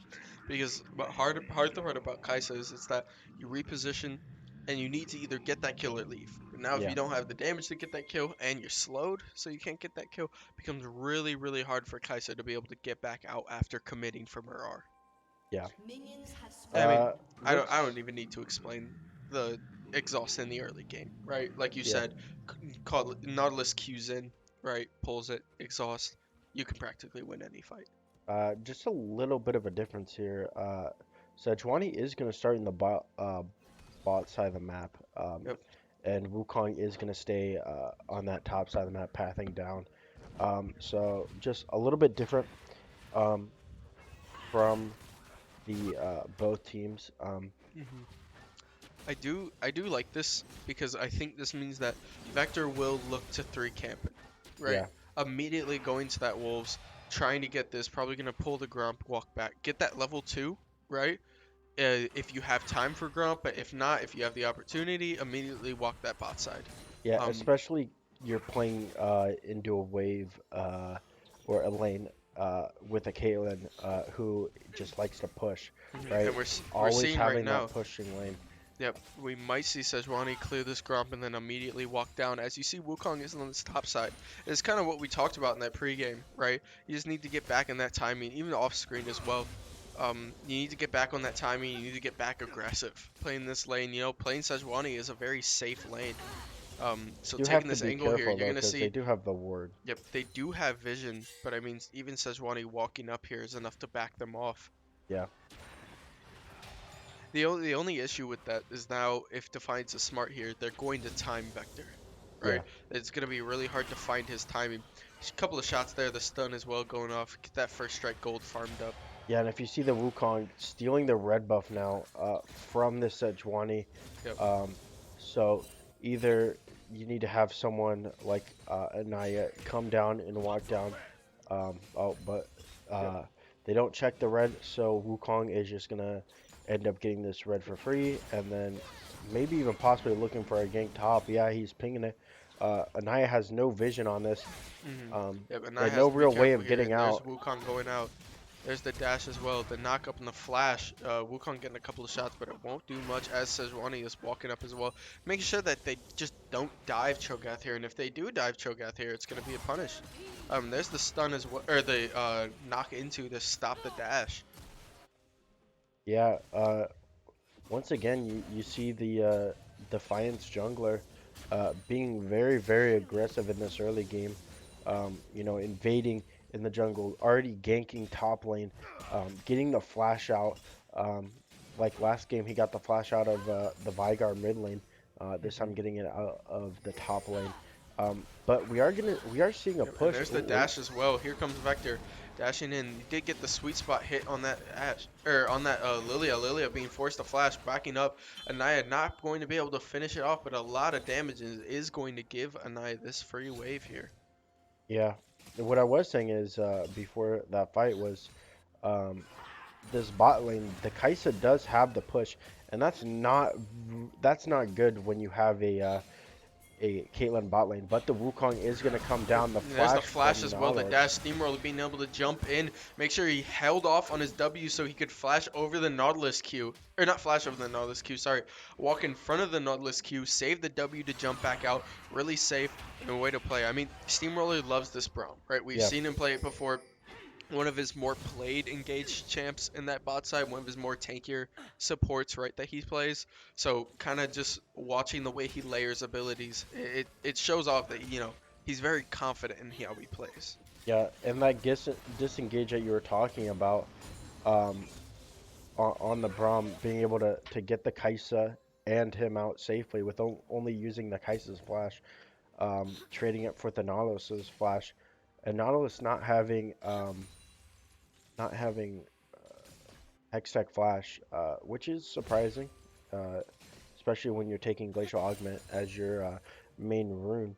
Yep. Um, so not a horrible trade, but once again, uh, the jungle coming down and ganking the lanes for Defiant, and still he's up in CS, so he's has all this pressure on the map, and he's still up CS. Yep. Definitely. I mean, it's kind of the danger of like playing into an aggressive jungler like this is they really have that kind of timing down, right? Yeah, I mean, I'm a broken record at this point. I can say it 50 million times, but it's really really prevalent in these matchups that we're seeing today. We do see Vector dump in here as well. And Nash trying to get that passive proc. Not going to be able to get it, but Swain is forced to flash over wall. They do win over that uh, They do whiff over vision there. Swain being able to pull, just proc a little bit of his E. Get some health back. I mean, talk about bot lane, talk about CS, right? Really, really strong pressure right now that Valpo has, giving them that, like, extra 10 attack damage, that little extra, like, punching power, right? Yeah. For these couple of fights. And we're seeing right now Mr. Kimbo back on his Syndra, which we haven't seen in a while, but it Yeah. is very refreshing to see, right? Yeah. I mean, and we're also seeing just kind of how punishing this lane is for Swain. How tough it is for him to actually try and fight this. Yeah. And honestly, if you took a picture of the CS and the bot lane between both ADCs and said which one's Kai'Sa, which one's Caitlyn, you would honestly say the reverse of what is happening right now. Caitlyn should be up in this lane, And but we it do just see a shows. little bit of an engage here. Knowing that Vector is in this bot side as well, there's going to be the flash, but the stun coming out. Vector being able to jump in and hit up as well, trying to get shot, and there's the first blood going down. It's 7 minutes in this game, and Dreadful's going to pick up the kill, and that's the engage that we were looking for from Vector in that bot side. That's kind of the look there, and I mean, his timing's back on now. It looks like Wukong will have to try and get something here. Syndra super pushed up, taking a lot of damage. If Wukong wants to try and fight this, he can, but it looks like he will just try and take a back here, having just to give it up, knowing that they're going to be on that dragon on that bot side. Yeah, Wukong hasn't backed yet this game, but I was talking about how many times the bot or the jungler has ganked across the map, but it doesn't really matter if you're not getting kills out of it, Yep. like Vector did right there, especially giving a kill to the Kai'Sa, Yep. who is ahead almost double, about 26 CS ahead Yep. of this Caitlyn. Huge. Already having a Noon Quiver and a pickaxe compared to just the pickaxe of the Caitlyn. Yep. Major lane advantage, and the lead can only get worse at this point. I think definitely. We also have to give credit to the Steamroller. Like I Yeah. said, when you engage to W up onto that minion, be able to hit that Q auto, get that stun off early, because here comes Vector right over, right? Obviously, that's the communication that you were talking about last game that they needed, right? Mhm. Communicating, hey, get off Gromp, right? Yeah. Like, get off Gromp, come fight this right now. We're gonna go fight. Immediately hopping up, knowing that Vector can walk in. Really huge for him in general. Yeah. Just like it feels night and day to game one. Yep. Just with how Vapo's playing around the map, and I think Vector is playing a lot better around the map. This time, being more aggressive in the lanes, instead of counter reacting, more making the Wukong have to counter react to what Vector is doing. Oh, for sure. And we do see like bot lane just take a couple of shots, but I want to also talk about mid lane here. A ton of chunks now, right? Yeah. Syndra has started to get those scaling, right? Started to get those items. You're seeing now kind of while the CS was really close, now it's starting to really widen out, and even those short little trades taking like a third of health. Steamroller just kind of walking around here with Kai'Sa up. There's the R coming down as well on the bot side, but Kai'Sa is going to flash to get away from it. Caitlyn is gonna play. Caitlyn, sorry. Yeah. Excuse me. Yeah, Kai'Sa walked up. Braum R, Caitlyn flash. There we go. And Kai'Sa still keeps her R and all that, so they can look for another engage if Steamroller wants to walk up with the Kai'Sa being able to follow up very quickly. Yeah. But we do see, looking at this top side, Wukong is on the Herald, but Valpo doesn't know that. like- They're just ganking this top lane. Yeah. I mean, they're looking to probably try and get this here. A huge sleep coming from this Lilia. The silence and the stun, but Lilia is going to get away from it. It's what I was talking about, being safe in that top lane. Really strong, and the Wukong will take Herald and jump in and engage her as well. The R going up, Vector taking a lot of shots here, getting silenced. Another R coming out. The R coming from Vector to save Anaya on the backside as well. Anaya, walking up, following, getting a lot of damage, forcing Wukong to back off. Yeah, that was a interesting engage from Wukong, flashing forward for that, but just looks like a flash for both the top laner and the jungler of Defiant. and not really much. You're not really giving much up besides the Herald for Valpo. Yep. Should get this plate for Dreadful. Does. I mean, now, although you do have the gold lead, right, for Valpo, it was important they didn't die there. You True. have Herald on side of Defiance, so you're gonna have to see kind of who they're looking to drop this for. Yeah. Um, quite frankly, I think that while the lanes are kind of both like struggling kind of the same way, except for that top lane, um, it's gonna be a circumstance, right? It's okay. Dragon's gonna be coming back up in a minute, right? I think you either go mid or bot side. And there is going to be the engage here in the R knockup as well. The exhaust coming from Kaisa. There's the knockup coming from Nautilus. Nautilus taking a lot of shots. The R coming from Dreadful. Steamroller picking up that kill. Both Swain and Vector coming in. Dreadful being able to pick up a second kill here. Swain stuck. The stun. Jakimbo is down here as well. There's a double kill for Kaisa. And it looks like Wukong is going to have to back off here as well. They are going to try and chip this tower down. Maybe even take it here. Clear enough space for this dragon. Yeah, this Kaisa is so far ahead now. Yep. So much gold has been given to her. Um, that was such a big commitment from Defiant, and just getting nothing out of it. You saw Swain start to walk down, and Vector was already there Yep. to even gank and tower dive themselves, and then you had a great ult from Steamroller to engage in the fight. Yep. And then you saw, even with exhausted uh, so early in the fight, it didn't really do much because Kais is just doing so much damage. Already having that upgraded Q now, so is doing a lot more damage with her Q, shooting a lot more. Oof, that Yeah. chunk from Syndra, Yeah. so much. I mean, that chunk as well is worth like a minion, right? It's worth more Yeah, than a melee minion now with first strike as well. yeah, You're literally going up in CS every time you do that combo. So yeah. not only the damage, it's just kind of the strength of first strike Syndra that you have. Yeah, and you can see it in the items from mid lane Yeah. with that first strike, how much gold the Syndra has gotten, even though the CS difference is not huge. And they are going to fight on this drag here. It looks like they will try and walk up here, maybe looking for a Nautilus R, but Nautilus R not being up. Just looking for a hook or just something to pull away.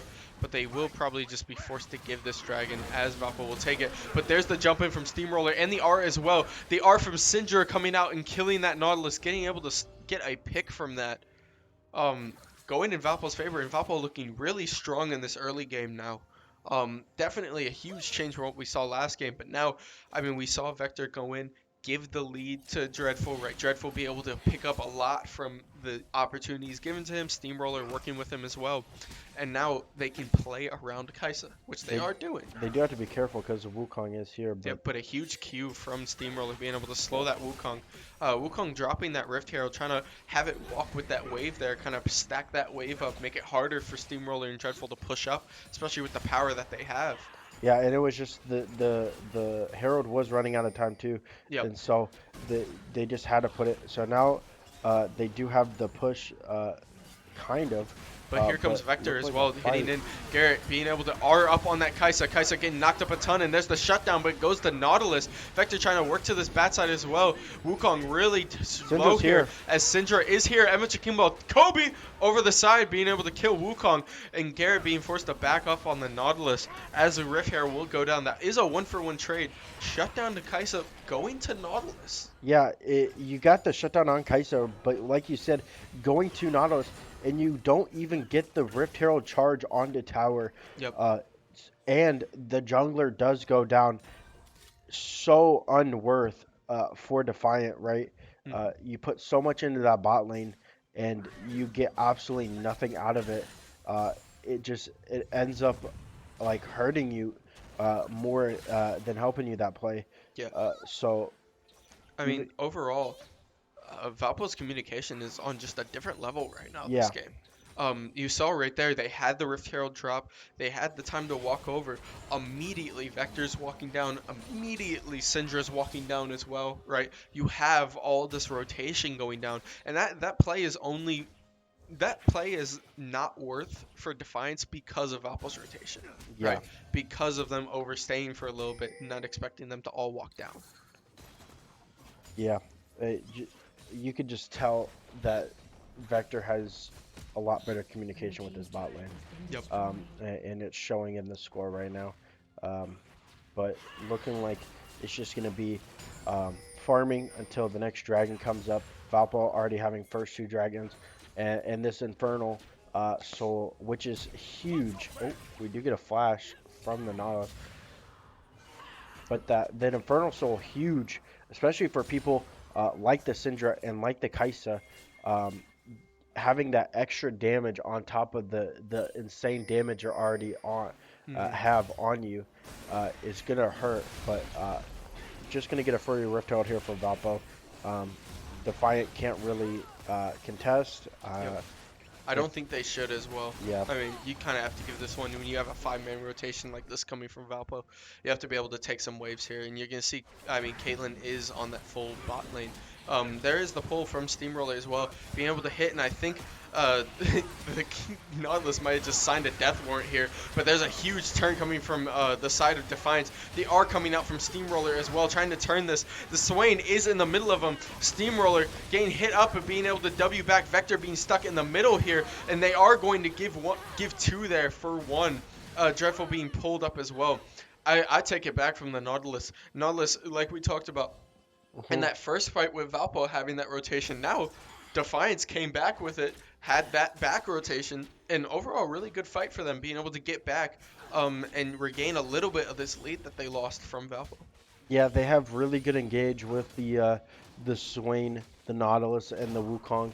Um, just being able to hop on and have so much CC and Hmm. contain you, uh, just to do so much damage. Yep. Um, but what we haven't really seen is this Cho'Gath get involved yet, Yeah. and that's when I think uh, fights will start to turn around because Hmm. one, you're not going to ever lose an objective with a Cho'Gath R, right? Yep. If you have Cho'Gath R on objective, especially late game, does more than smite. Yep. You should never be losing an objective late game with the Cho'Gath, but also just that tankiness, right? Yep. And being able to peel for that Kaisa, just to let her get off those free hits and get her passive up and let her Q. Yep. Um, so uh, I think just a lapse of overconfidence coming from the side of Valpo uh, just by the kill score. Uh, but uh, they are looking to fight for this dragon, and you do see the Cho'Gath start to walk down for this. Definitely. I mean, I would like to say to the Nautilus, I apologize. I was not familiar with the game. I did not know. You were cooking that last fight, but we Yeah, he do see was. a fight go up here. Nautilus does hook in, but the Cho'Gath is here now. The Wukong are coming out as well. Walking up, there's a huge sleep from the Lilia as well. Two down. Swain are going back up but being pushed back. Dreadful walking in, picking up one. Lilia taking down the Sejuani, but Cho'Gath taking down the Nautilus in the backline. Syndra finishing off the Wukong as they will finish off the Swain. The kill going to Braum as Syndra finishes off the last kill. Syndra with the double kill there. Dreadful picking up the others with Steamroller on one of them. Overall, good fight for Valpo. It's kind of what you expected. Take it into that choke point. Really good positioning, being able to push people back. You know, save that Kaisa R. Make sure that you're not jumping in 1v5, and kind of use it as the peel that it's supposed to be. Yeah, and just exactly like I said, what happened is once that Cho'Gath got into the fight, so much tanky, especially with this Heartsteel, or that's right, yeah, Heartsteel, Yep. uh, just coming in doing taking so much damage that it was just able to let Jakimbo and Kaisa or Jakimbo and Dreadful do so much damage to the other team, Yep. especially with them being so far ahead. No, yeah. I mean, now we're at a point in the game where if Valpo wants to take this Baron, they can fight it, right? Yeah. So I think we're gonna see Valpo take a couple of backs here, right? Get a little bit of farm up, but we're gonna see a couple of vision fights go off. There goes blue buff. We do Um, need to see the Sejuani drop the Rotere though. yep. Sej will be dropping it mid lane as they stay. It looks like it might pop off into a 3v3. Swain is walking up. You have to be careful here. Valpo cannot overstay this or else they will be fighting a 4v3. Although Jakimbo TP is up, so if they need to, they will. A Yeah, couple of shots, yep, and there's the Kaisa back. Definitely what you want. There's a lot of gold Kaisa sitting on right now, I'm assuming. yeah, and there's There's the the Navori. Navores. Yep, Yep, he big power spike huge power spike. for Kaisa. Yeah, Uh, I mean, literally just put a switch on our Q. You know yeah, what I mean? Like, it's so much CDR now that you can kind of just spam it. and I know the Kaisa has not or the Caitlyn has not back, but right now a full item ahead Oh! for the Yeah, and there's the R oh as well, my and goodness. Emma Jakimbo just melting that Swain.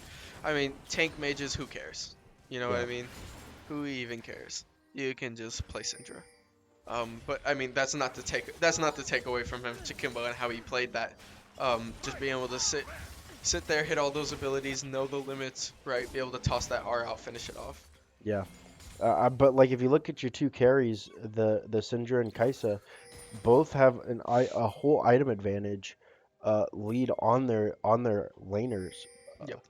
So absolutely massive for Valpo. That's what I'm talking about. I mean, if you want to fight, you can fight, Yeah, right? Notice that Syndra as well went that Void Staff second, especially knowing that you're laning into that Swain. You need that Magic Pen, especially with the just Visage that he's building. It's gonna be really, really tough to try and fight that, especially when you don't have the penetration for it. yeah, Flawless. But couple of shots here, right? Just basically laning, not really gonna be much to talk about other than like maybe a couple solo kills, right? But yeah, I think Baron is gonna be where this fight really starts to pop off. yeah, Yeah, you have to be careful there. You saw Dreadful walking up. He's looking to R. He was yeah. looking to R off that W on that Caitlyn, but Also, another thing to look out: a minute 40. That's Soul. yep. Soul is up in a minute 40. So I think if Valpo get that Soul, Mhm. uh, it's going to be very, very hard. I'm not going to say impossible, but very unlikely that they come back. That they the other team comes back on them. Uh, I think I think what we have to consider as well is Valpo's in a spot that if they want to take Soul, they can, right? mhm, But Defiance knows they need Soul. So you can go Baron, which Baron is always the better take than Dragon in this Yeah, situation, right? You can go Baron knowing that you have the pressure of if you take Dragon, it's Dragon Soul. yeah, So they're going to have to go to Dragon and start Dragon. Right as you see that, you should be fighting Baron. yeah. But It, it looks like you can't really tell because the Cho'Gath is going mid, but it looks like they're just gonna go for that dragon, yeah. that soul fight, force a fight, which I think you should do if you're Valpo. Uh-huh. You when you are this ahead, especially three dragons ahead, you know that really doesn't show up in the gold lead, Yep. um, but that causes a massive um, stat boost for everybody. Yep. For sure. It looks Oh, like you TP said, from Lilia. they will be setting up drag here. Have to be careful. You do have a 5v5 going off now. Make sure you don't get stuck in the choke point with Swain. If Mhm. you're Valpo now, you have to be able to spread your Kaiser around. There's the R coming in from Vector as well, the R on Steamroller. Wukong goes to the backline, the sleep coming from Lilia as well. A lot of split. Cho'Gath is just in the backline walking around, but Swain is in the middle of Valpo. Another flash coming out from Nautilus being able to hook up. Vector stuck in a bad spot, but the first kill will go to Anaya going down. Dreadful being able to jump back and pick up the kill on Caitlyn. Syndra finishing off that finishing off Lilia. Kaisa just got stuck around the corner after the R going down to that Wukong, and now it is a couple of low Valpo people versus two full health Swain and Jungle, which can be turned really, really quick. You have to be careful, but I don't think um, I don't think Defiance can take it here. Although the No, fight was won by Valpo, it was kind of a stagnate. It was kind of a stalemate. Excuse me. yeah. Um, Yeah, it just super tanky from both sides. It seemed like no one was really dying there for such a long time in that fight. It was so drawn out. You do have the TP coming in from the Cho'Gath, who almost has the R back up. And like I said, you can't be losing these objectives with this Cho'Gath R up. Um, should do more than smite at this point in the game. Um, And there's a shot up as well. couple of shots. The Q missing from Nautilus. Not going to be able to get it as Steamroller does walk up a little bit here. Still having the W. A lot of damage from Kaisa. Kaisa not being able to hit it. Another Nautilus Q missing. Probably for the best of them as Evan Yeah. Chikimbo does finish it off. And Dragon's Soul, which is Infernal, will go to Valpo, which is huge for them. Steamroller is still walking up. There's the R from Kaisa as well, being able to finish off the swing before his R really goes off. Wukong trying to walk around the corner here. Just stuck at, oh no, Wukong, there he goes. Emma Chicken will picking up that second kill. 8-0-6. I really don't think there's any stopping this man in the mid lane now. No, and Valpo are doing exactly what you want to see. They're pinging the Baron, going straight for that Baron, and then you just start suffocating them in their base, pushing all the lanes. You can tell how far Defiance is this late into the game. Just by the bounties, the objective bounties. Caitlyn has to be oh careful my here. Yeah, goodness! I was about to say, you cannot walk up to MF Kimbo when he's sitting halfway on that tower. That's another pick, and he's just so strong right now. That's the power of that And Syndra, that Fed Syndra, and Infernal Soul. He hasn't backed since that fight. I know. Since he triple killed. Let's see what he's gonna buy. He He just buys Oblivion Orb and Accelerator. Yep. I mean, he's gonna go for the Morellos. Yep.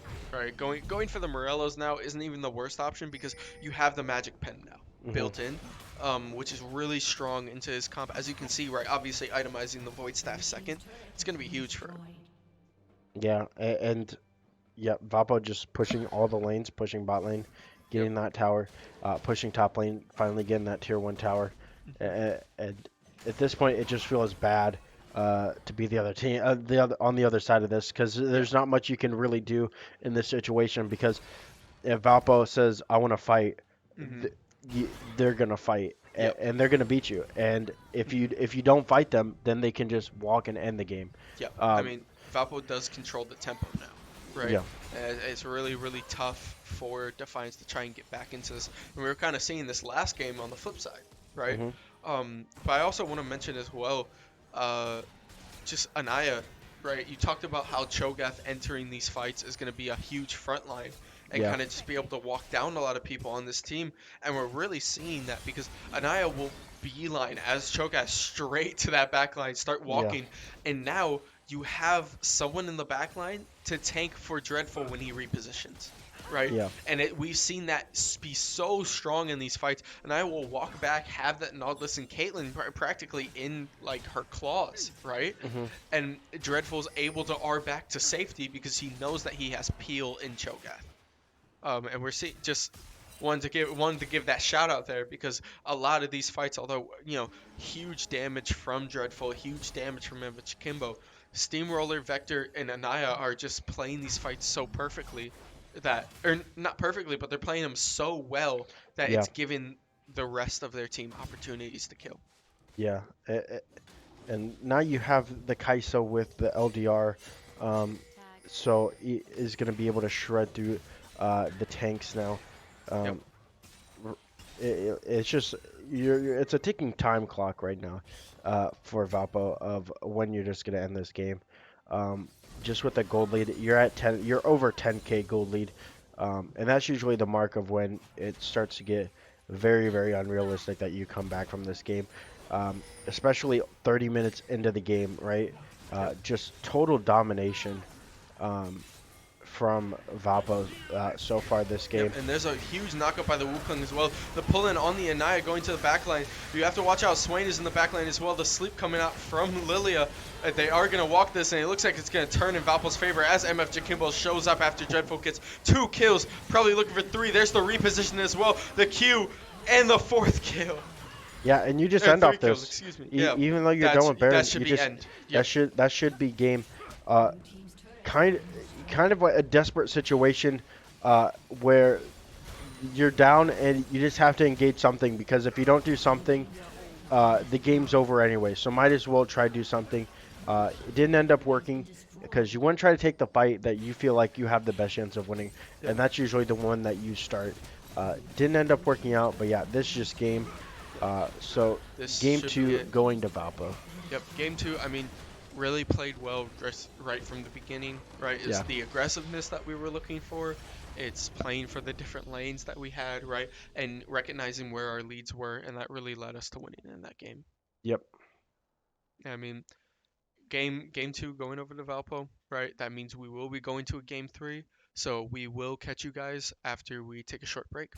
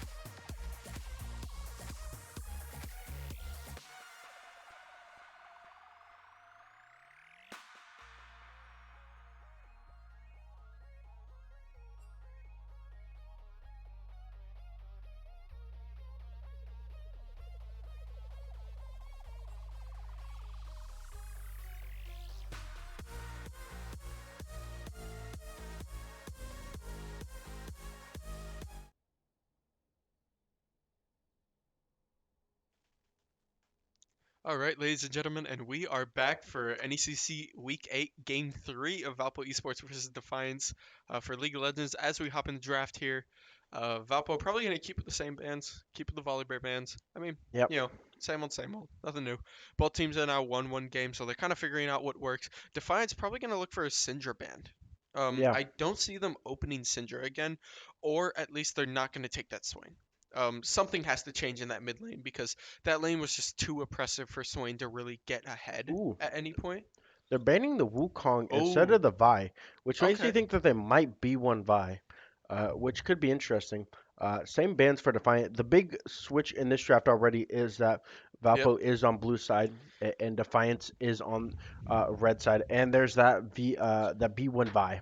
Yep. Uh, You were right about that one. I mean, telegraphed is all telegraph can be, right? You just take the Vi first pick, leave out that Wukong, kind of focus on that jungle, make sure that he has to really play uncomfortable. Yeah, and the Vi is so strong right now. Super tanky, does damage, really, really good engage. Nothing really changing from Defiance side so far. Still that Lilia, Yep. number one pick. Had some good sleeps last game, but once again, kind of a disappointing pick for me.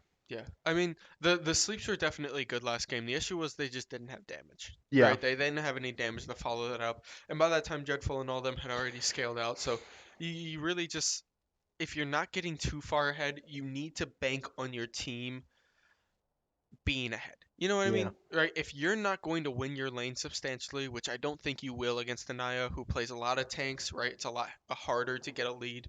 Um, you have to bank on your team getting an advantage hmm for your sleep plays to work. And if that doesn't happen, like you said, like we talked about the first game, you really just were kind of invisible on the map. yeah. Cho'Gath once again, picking into that Lilia. It works so well first game or second game.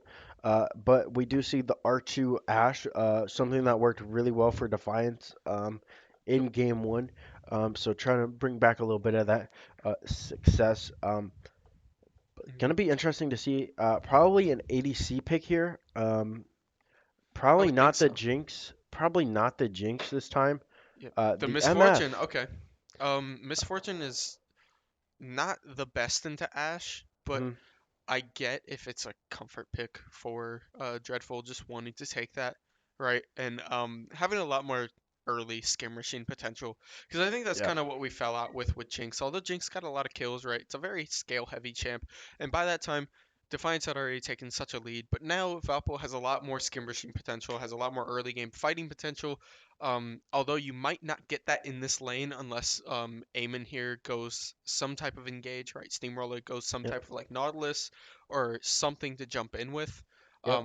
While We you, do see the Cassian ban, yep, which is good because what really worked for Defiance in that game one was they got to counter pick the mid lane, and they're going to be able to counter pick again in this draft too. yep, So Vapo getting rid of that Kassadin, and there's that Syndra that you're talking about, getting rid of that Syndra, yep. super strong um, game two. Hmm. Probably either a jungle or a mid ban here. Probably a I jungle, would think a jungle ban here probably a Trundle here. because Um, if you're Valpo, right, you still have a lot of oh, scalers. the Yi. Yep, there's the Yi ban. Defiance might ban the Talia here, knowing that it's another heavy scaler, Yep. right? Knowing that Jakimbo Or the likes to play Annie. those, or the Annie. Yep. Yep. Because Um. Annie is blind pickable pretty much. She has Hmm. no really like horrible matchups c- and great engage and a lot of damage. Definitely. I mean, Annie is so strong. Just in meta right now is Yep. really, really hard to pick Ooh, the something against it. But Nautilus. they do ban the Nautilus. I guess not wanting to have like anything to make up a fight in that range, right? I talked about how Misfortune, unless they have some type of engage from Steamroller, it's gonna be really hard to get anything out of this lane other than just a couple of CS and just wait for the lane to push, right? Yeah. So now Defiance banning that Nautilus. They really just don't want to play into that at that lane, force Misfortune to get everything she can from those team fights. Ooh, and the Hecarim coming out of Defiance. Ooh, okay, okay. So taking that away, or not taking that away, but using that as a counter to Vi, we saw that game one didn't look very strong because Hmm. didn't really have that early game prio compared to the Volibear. and that can be one of the weaknesses of Hecarim. Yep. You get him behind early, and he doesn't really have a lot of lanes to gank. He kind of falls off pretty hard. We see the The Blitzcrank. Blitzcrank. There it is. All right. All Something right. good for game Going, three. yep, going in the deep pocket here for Steamroller 14, picking up the Blitzcrank. I know he does like to play Blitzcrank, but they're really it's one of those champs in comp that, or especially in like competitive play that is a very niche pick, Yeah, right? If you're picking him, why not pick Nautilus, right? yeah, Why not pick someone else with a little bit more CC, a little bit more action? But now the stars have aligned, and here yep, comes the blitz, and then we see here as well the Talia pickup on the second half, that scaler that we're looking yep, for. So now Defiance is gonna have to pick someone that can lane bully, right? yep. You need to pick someone that won't let Talia farm as well here. And it And looks like they like a no ran out of pick. time for their draft. We might have to check the client here Oh, yep. to Let's see what see they're messaging, see what their something. draft is here. Um, and it was Lysandra. Lysandra. Okay. Does make sense, right? You can jump onto Leah pretty easily. Mm, Really hard for her to move around. Lysandra is really good at putting a lot of pressure on that lane. So having that pick makes sense, right? yep. I kind of like that. Looking at this draft, I mean, Defiance went with a solid bot lane. Solid mid. The Hecarim, I think, is gonna be the most volatile pick here. Yeah, Because we've seen the Lilia game one and game two. It's not that she's bad, right? yeah, It's not that she does bad or feeds or anything. It's just nothing really happens. yeah. So it's not gonna really be an effect on the game as much. We've seen this bot lane be very solid. We know that Lissandra is a comfort pick for this mid laner on Defiance, and that it does do well into Lilia. Hmm. So now it's really on this Hecarim. And I think the issue that we're looking at here and the issue that we looked at first game, you talked about how right once you get back on one gank it becomes really hard, but now um just having a less tanky like kind of jungle for this team, you Hmm. really don't have tanks, right? Yeah. Because you don't have someone to frontline for you because Lilia, as tanky as she can be, right, is still Lilia, Hmm. right? It's not a choke, right? So I think Valpo does have a little bit better of a front line to peel for Misfortune. Yeah. But this is also kind of what you said game one when you saw this type of team comp, the layers of CC, right? Yep. That you have the Ashar, the Seraphine R, and her upgraded E, I think it Hmm. is, or Q, and then you have the Hecarim running in with his E and R Yep. and stunning you up, and then obviously the Lily art. And the Lysandra R has the lockdown. So Hmm. there's these layers of CC where if they can get on top of the MF, which uh, right now is a huge source of their damage, or the Talia, right? If Yep. they can lock down one of those, right, that's really good for Defiance. Yep. I mean, we talked about that first game, right, and how they're really good at layering that CC and how it works out well for them. But now, instead of Valpo having very simple, right, now they can really start to put stuff together because you have Cho'Gath knockup, you have Vi ult, you have Talia knockback, Yep, and you have Blitz who has two CCs in his own, yep, right? So I think as much as Defiance can layer it, Valpo can kind of enter back into that zone now, yeah, enter back into that layer, especially considering that their CC has an unstoppable movement. You know yeah, what I mean? If Vector wants to time this, because we've seen this in our NECC games earlier, Vector likes to hold onto that R until he sees CC come out. If you see that Seraphine ult come out and you're in range, if you hit R, you can dash through it, right? That's not an issue. You have now a counter to that, and I think that's why Vi is so strong. yeah. Also, another thing to look at in this game is that Talia, right? Yep. The roaming capabilities of her when she hits level 6, having her R, being able to ride the wall to bot lane Oh, for sure. specifically, trying to get that MF ahead uh, because, like we saw last game, when you get Dreadful ahead, right, through early game ganks and start fitting him, he knows how to snowball Hmm. and to close out a game.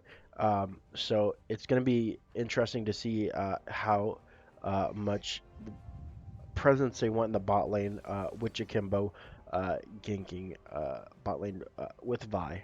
Yep, definitely. So I mean, we talked about the comps. All that's left to see. I mean, it's game three. Yep. We just gotta see how it goes. So we will catch you guys after our spectator delay, after we load up, and we're going to talk about summoners, runes, and get into this game.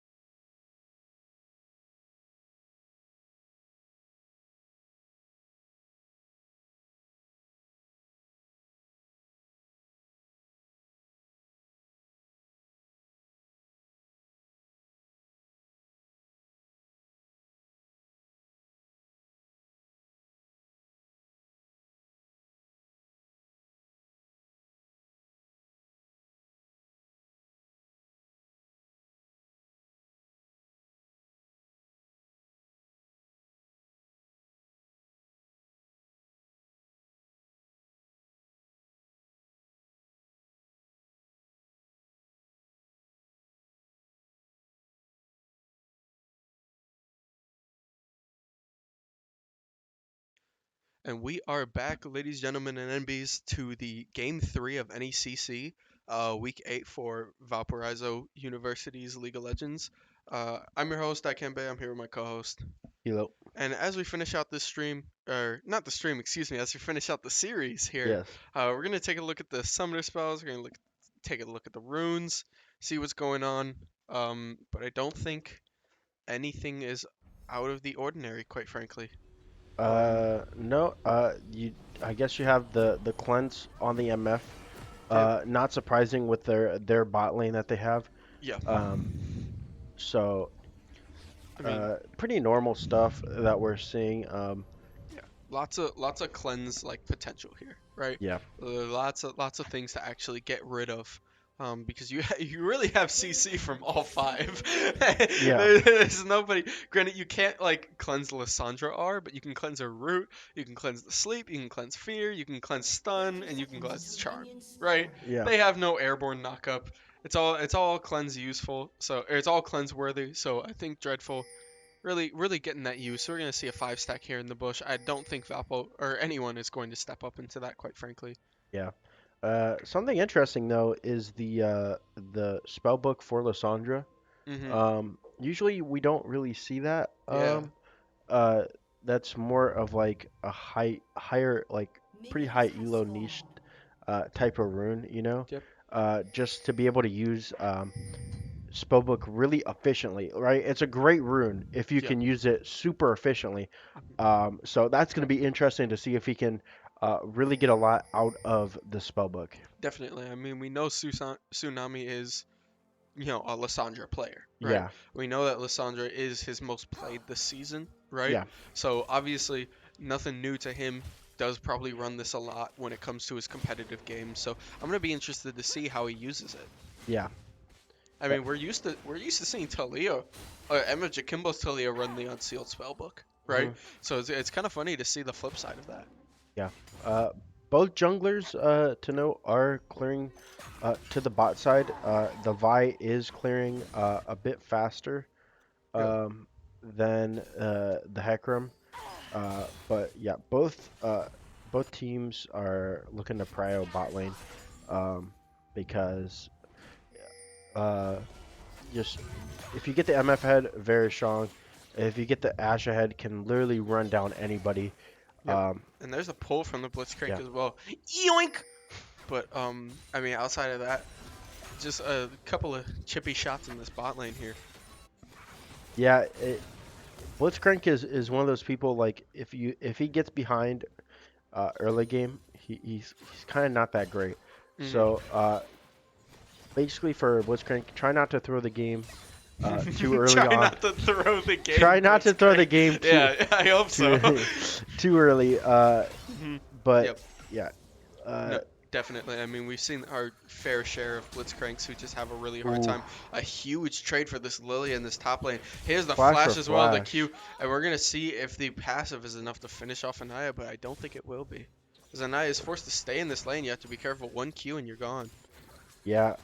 Oh, there's the Q, or the E, or the W. I don't know. It's one It's of one. them. It's one of. You're so close. Yeah, the E. The The E. E There we came go. out. Yep.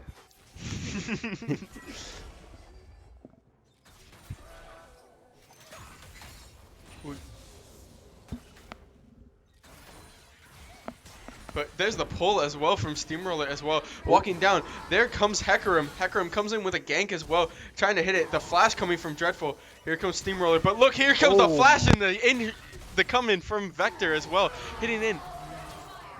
But then we hit that first blood from Vector, a huge turn as well. And there's the pull under the tower from Steamroller and Dreadful finishing off that second shot as well.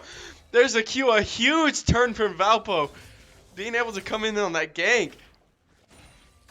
absolutely massive coming in from Valpo, especially the Vi coming in last second, right? You're getting scared for this MF getting run down Hmm. by this Hecarim. The Vi comes in, flash Qs, knocks Yep. him up, and then you have the hook coming in from Steamroller. Absolutely massive coming Definitely. from Valpo. That's the start that you really needed this game because you get a huge kill and assist on the MF, and then Hmm. look at that CS diff I and mean, look at that massive wave that's crashing. That yeah. Ash That is there, but still massive for uh, the side of Valpo. Yeah, I mean, that's just the electric start that you really need coming from Valpo's Ooh. side. I mean, it was so electric that oh, and there we have another engage as well. Vector is Vector in the top everywhere. lane, and he is just eyes on the map. This is what we're talking about. He's locked in this game 3. I mean, that engage on that bot lane was so exciting. I actually kicked my co-caster's mic out. And we do have a trade here coming in from the mid as well. But I just like as a final word, I gotta say it. Yoink! Just to pull under that tower. I'd love to see the Blitzcrank gameplay, and I mean, Steamroller's having some fun, I'm sure. Yeah, I mean this is absolutely night and day performance from game 1 to game 3 from Vector. He looks so comfortable this game, especially being able to follow the Hecarim in each lane he goes, and then being able to turn it into something that Hecarim starts able to counter it. And like we said, the Hecarim needs to is the vulnerable spot. That's what you said. Hecarim is the vulnerable spot, and it's showing in this game. Yep. Hecarim not being able to do anything early game and is getting set really far behind, kind of like what we saw game one. Yep. I mean, as just a quick note as well, I just noticed we do have Arcane Comet being taken from an eye in the top lane, which is seen on Cho'Gath a lot of the Yeah. times, right? Just for a little bit more chip. I think just with the adjustment of that lane, not having the graphs, you're not really looking for more like, face up engages, but trying to just chip off a little bit. And I kind of want to see how Anaya wants to play around that now this game. Yeah, you could already kind of tell in the laning. Oh, and we She's do have a walkout. oh. Yoink! And another pull as well. The Ignite coming out on Seraphine. Seraphine getting shot a little bit. Vector going for the dive on the tower, hits it. And Ash is not going to be able to do anything as Dreadful is now walking up and there's not going to get anything for that fight. Vector is absolutely everywhere. And then you He's even see the Talia from Jakimbo Yep. walking down to making sure that the Hecarim cannot come and try to finish off Vi there. Yep. It's going to turn into a free dragon. I mean, this is just really, really strong gameplay coming from Yeah. Vector. Not only Vector, but, I mean, we haven't seen... No, I'm not going to say it. I'm not jinxing it. I'm not jinxing Eamon. Steamroller, you got this. I'm not going to say it. He's got this. He's playing great on Blitzcrank. But we're seeing some very clutch pulls, right? Yes. We're seeing Vector be able to run in. We have Dreadful with the lead now, and this is Dreadful with the lead, Vector with the lead on Vi. He's gonna really be able to control this game from now on. Yeah, So- if you just look at the itemization in the bot lane, double the CS, right? Mhm. A kill and 2 assists on the MF has just a lot more damage over the Ash with the pickaxe and the 2 longswords compared to the 1 dagger in the boots from the Ash. But what I was saying earlier about this There Cho'Gath, might be a pull here as well. Sorry. okay. There What I we- was no, saying but about you the were saying, what, yep, what about the sorry. Cho'Gath is the Cho'Gath looks a little bit more squishy. You can tell in this early lane, Yep. especially these early levels. No! I jinxed it. I shouldn't have said anything. I was gonna say he hasn't hit the hook yet. Oh, I'm sorry, Steamroller. I'm so sorry. But yeah, no, you're right. I mean, Cho'Gath does look super squishy this game in comparison to the grass. Because, right, Lilia now gets to kind of play that chip game. It's Yeah. a lot more reward for hitting those abilities. We're gonna see, like, that's the one nice thing about Cho'Gath. Although, a very, like, run up and beat you up kind of champ, right? Very tanky. Also has that range to kind of farm when you don't have that prio. But you are seeing here pretty big CS diff in this top lane. But you do have Vector walking up as well. The dash in, the R getting over the flash, trying to get a couple of shots, and maybe the Q coming back up and not going to be able to proc that 3-hit passive.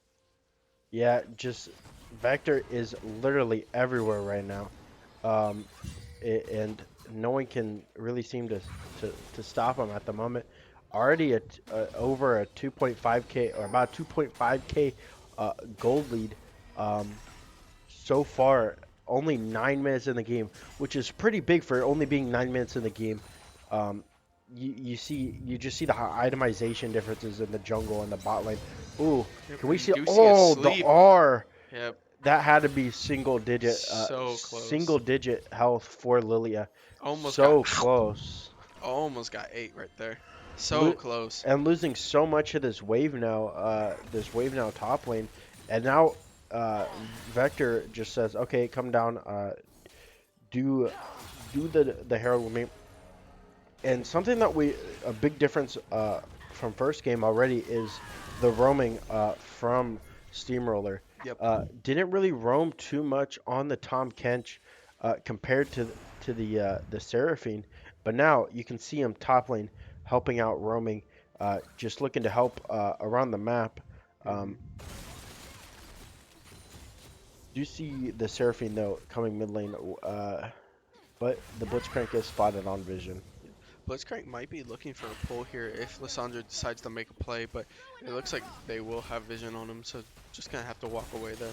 Ooh, This is a still a huge ton pull of up. damage. A ton. He farmed a lot from that first strike, but here comes the Ash What a R coming in. flash. The flash coming from Dreadful might be able to turn this with the R, but there is going to be 3 there. There's the cleanse, but it's not going to be enough as the R from Hecarim. Oh, the Yoink! flash. And there's another pull coming from Blitzcrank. The Ignite going out on the Ash. Looks like Vector is going to R to the backline on that Seraphine, try to get that. Evan Akimbo comes in as well on the rotation, fills it up, and Steamroller is going to knock up into turret for that second kill, being able to turn that 0-1 into a 1-for-2. That Going in Valpo's favor. little bit of a great flash from Dreadful. A little bit Yep. of a late cleanse though Mhm. from him. Maybe a bit of an overstay with the ult. Maybe should have just backed up. But his team did come. And a great play from Vector, ulting the Seraphine, right?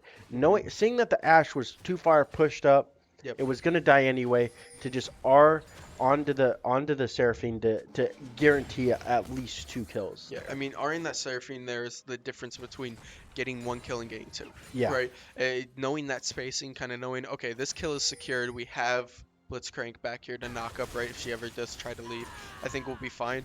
And you secure MF Jakimbo kill there, get him going, get that mid lane buff, or get that mid lane spike that Talia has really going. Ooh. And there's a quick flash from Seraphine, not even gonna try for it. But here comes Vector dashing over the wall. Just being a little bit dangerous here, knowing that, hey, I don't think anyone can handle me right now. I don't think anyone can stop me right now. As Yeah, Vector the walks up Seraphine. and Seraphine gets pulled, yoink! And there's another pull from Steamroller, and Dreadful finishes off that kill, starting up right before this dragon, forcing Hecarim and Lissandra to have to back off here, as second drag will be free for Valpo. Already a 4K gold lead. 12 minutes in the game. This is an absolute stomp coming in from Valpo right now. Really, it's looking. If you're on the side of Defiant, you're looking. Okay, what's our win cons? All right. Yep. And it's hard to pick out one, right? You really don't have that like bright shining light. I guess you have. There's the Ashar coming out, maybe hitting one. There it is, hit on the Blitzcrank. Here comes Hecarim as well. Blitzcrank probably going to look to knock up and just walk away. Dreadful trying to pull this. Ooh. The pull on Steamroller, just missing that Hecarim. Dreadful almost turning that back into a kill for Valpo. But that's what you got. That's what you got to do as Defiant. You know, you have to try to get these picks right because you're not going to win these team fights, right? Mhm. So you have to try to rely on getting these picks with this Ashar, with the Seraphine R, Yep. with the Hecarim, trying to like single in on one person. But that's what they've been trying to do, and Vector has been there every single time. Yeah, definitely. I mean, Vector has been playing out of his mind this game, right? And then combined with Steamroller's pulls on the Blitz, I don't think that Defiance was really like ready for a Blitzcrank, right? Yeah. Like it's just a different timing. It's a different way to think of an engaged support, right? Yeah. Because he doesn't pull towards someone anymore. He pulls towards you, right? Yeah. You know, he wants you to come towards them. And there's the flash, great early flash from flash. Jakimbo, but the flea as well, the E coming back, and there's the R from Lissandra in the middle, and the exhaust going out as well, and that's going to be a kill on MF. A lot burned there as well. I mean, you had the flash from Lissandra, you had the R from Lissandra, you had the R from Hecarim, and the ghost from him as well. They burned a lot of resources for Jakimbo right there. Yeah, but that's exactly what you need to do. You need to find those types of picks to try to get back in the game. You got to find something, and that's what they found. They killed to Lissandra, so that is something. But your mid tower is almost gone, so that's not very good. You have a very weak bot lane, and then going back to what you said at the beginning of the game with the Lilia that we talked about. Oh wait. Yep, and we do have a shot here. Lilia might be in a little bit of trouble. There's the flash, but the R to stop the sleep, and that's what I'm talking about. You wait for the CC to come out, you become unstoppable, able to use the Ash R just flying right through. But yeah, like you said, when you're Lilia, you kind of need your team to do something, and the team is just falling apart, right? So you kind of really can't do anything on the map. So, I mean, there's really no bright side for Defiant right now. You just got to keep trying to go for those picks, but The problem is Valpo is doing the same thing and putting you even further behind. Yep. I mean, we're seeing right now Vector really extend his lead. What he has to be careful of, though, is that he's not really finding that farm. And you can see Hecarim's starting to catch up in that gold because of that, right? Yeah. You just have to be really careful that you're not focusing too hard on playing for the other people. You gotta play a little bit for yourself, too, especially when you become this mid-game win. And there's mid turret going down as well, opening up a lot of the map. Here comes Dreadful, a knockback from the Talia as well, forcing the Hecarim R to come out, just dashing him away. Yeah, and then that's free Herald for Valpo. Yep. Uh, and that's just what's going to happen, just free objectives after free objectives because Defiant can't not step into a Blitzcrank. Yep. They will just lose. I mean, it's really, really tough for them right now to really like step up, right? Because you talked about you need to get this lead for Blitz, and there's a pull from Yep. Blitz as well, and the knockup, and then the knockup as well coming from the Cho'Gath. The sleep finishing off. Lissandra jumping in, but Vector's over the wall. The Lissandra are coming out. Steamroller trying to get away. The knockup as well. The flash. Hecarim just trying to secure something as Valpo tries to run to that backline. A knockup. Here comes Cho'Gath, and there's Dreadful with the flash as well. The knockup. And then the silence, but it's not going to be enough. Dreadful picks up 2 kills there before going out to the Ash. A two for looks like- two on even, which is honestly not horrible for the side of Defiance. You really had to get something there. And coming out even 2-2 there is pretty good. But like I said, you cannot face Sheka Blitzcrank, and that Lilia showed exactly why. A little unfortunate that they don't kill her there with the MFR, but still, their Valpo is still now 5k gold ahead already this far into the game. That they already have top tower, mid tower, and bot tower is hanging on by a thread. Yep, and there's a And pull, there's a a hook. huge pull as well, forcing the Forcing the Hecarim R. R. Yoink! Forcing the Hecarim R right out, and now not having that for this fight. I mean, Yeah. this dragon is up, trying to force this going into Soul Point. But now Hecarim can't make that play.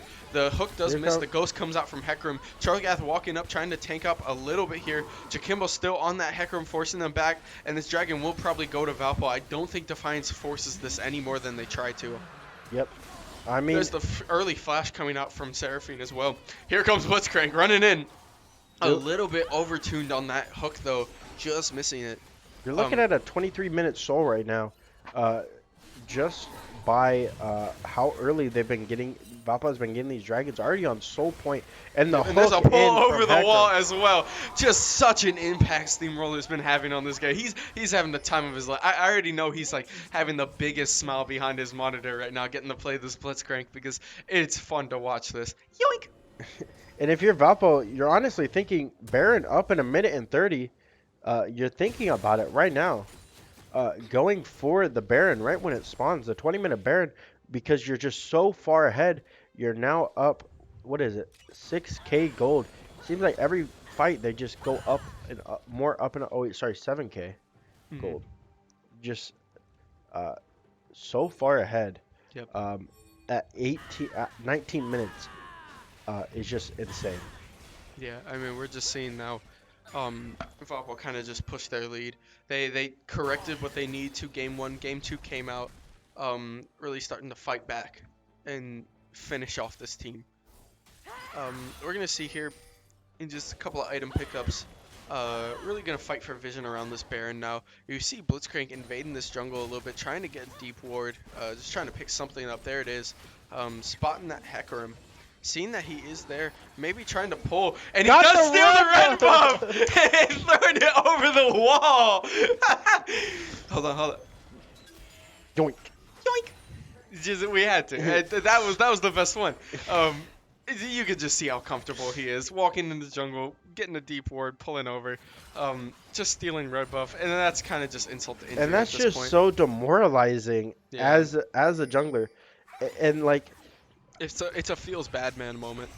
It you feels could so just bad. you could see the impact that just by looking at the scoreboard, like how much impact Vector has had on the lanes. He's a level down compared to this Hecarim, Yep. but he's 2-0 or 4-0 6, and has just been absolutely feeding his lanes. Uh, Oh. so many kills, and just been everywhere on the map that literally all that Hecarim can do is farm. Yeah, and notice right there, Yeah, and Talia here's also tried to steal that blue buff as Valpo the goes for Baron. Knowing that Hecker missed bot side, just having so much vision control that you really can kind of just make plays where you want.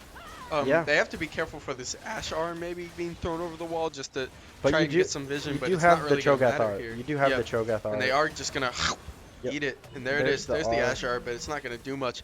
Emma Chikimo taking a couple of chips here, and we are going to see And maybe a walk back and a back here. if you're Valpo, you push these lanes in, and then in 2 minutes you just go and you get soul and you end the game.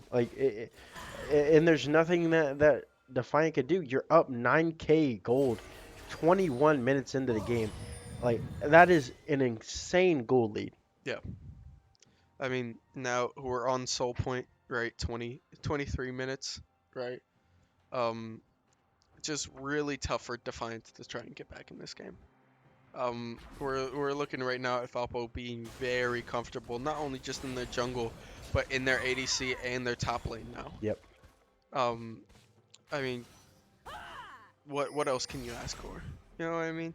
Yeah. I mean they're doing everything right now. Mm-hmm. Uh, and they're pushing their advantage um, how they should be, right? It's They're just using their advantage perfectly to push it even farther. yep. Um, There's just such a confidence yeah, right now with them playing. and the big thing is they're not giving Defiant a way back into this game. Mhm. That they're not giving them a way back into this. Yep. I This, mean, they're not giving easy picks. They're not yep, giving weird like times in the jungle, right? Or sacking for certain things, right? There's no need for Valpo to sack for anything, right? yep, For like a tower or for an objective. They're in a position where they can give what they want and they can take what they want. yep. And here Here comes Blitzcrank. here comes Blitzcrank, but here He's comes just Soul. standing there. Here comes Soul in 20 seconds, right? But you Yep. have Cho'Gath in the top lane just taking tower for Mhm. free, Yep. and I has mean, the he has the TPs. TP as well. So he Yep. could just like come down to the dragon anytime he wants. And he has that Right, D and board, here so comes if the Hecarim decides TP. to make a play here, he comes the TP in the back line as well. They do dive in the back. Jeffo getting a couple of shots. R. The R coming out from Vector as well. Getting knocked up as The well. R Anaya coming out getting the from knockout. Anaya. Dreadful coming in and just The a knockout. huge impact. There's another kill. And that's going to be a quick ace. Dragon Soul, and they're probably going to try and push this mid tower out for it as well if they don't go for the immediate back. 11k gold lead at 23 minutes with Soul. Like this game is over. There's just there's no way that that Defiance can come back. They just don't have the chance or the opportunity or the way. This is just like a GG go next in your head, right? Yep. You're thinking about, okay, guys, let's just think about next series, right? What can we improve on from this series? What went wrong? Because, like, to be honest, like, there's just not much hope. You know, Mhm. you have a super fed ADC who's a full item ahead, right? You have a super fed Cho'Gath, you have a super fed Vi, and then you have a Blitzcrank who's hitting about every important hook that he can. And we're seeing right here, Emoji Kimbo just bullying Hecarim down there. Here, Hecarim has to either engage right now or just have to walk off because, I mean, MF Chikimbo is just so much damage. Yeah, and Valpo's doing what Defiance did game one, Yep. doing the 4-1 split, right? Okay, you want to send person to the 1, the 4 will just push. You want to send person to the people to the 4, the 1 will just push because you have such a strong push and wave clear with that Talia. No, yeah, definitely. I mean, now we're seeing you have that damage. Trying to get a little bit back in this vision, right? You can't just let him run everything right now, but Yep.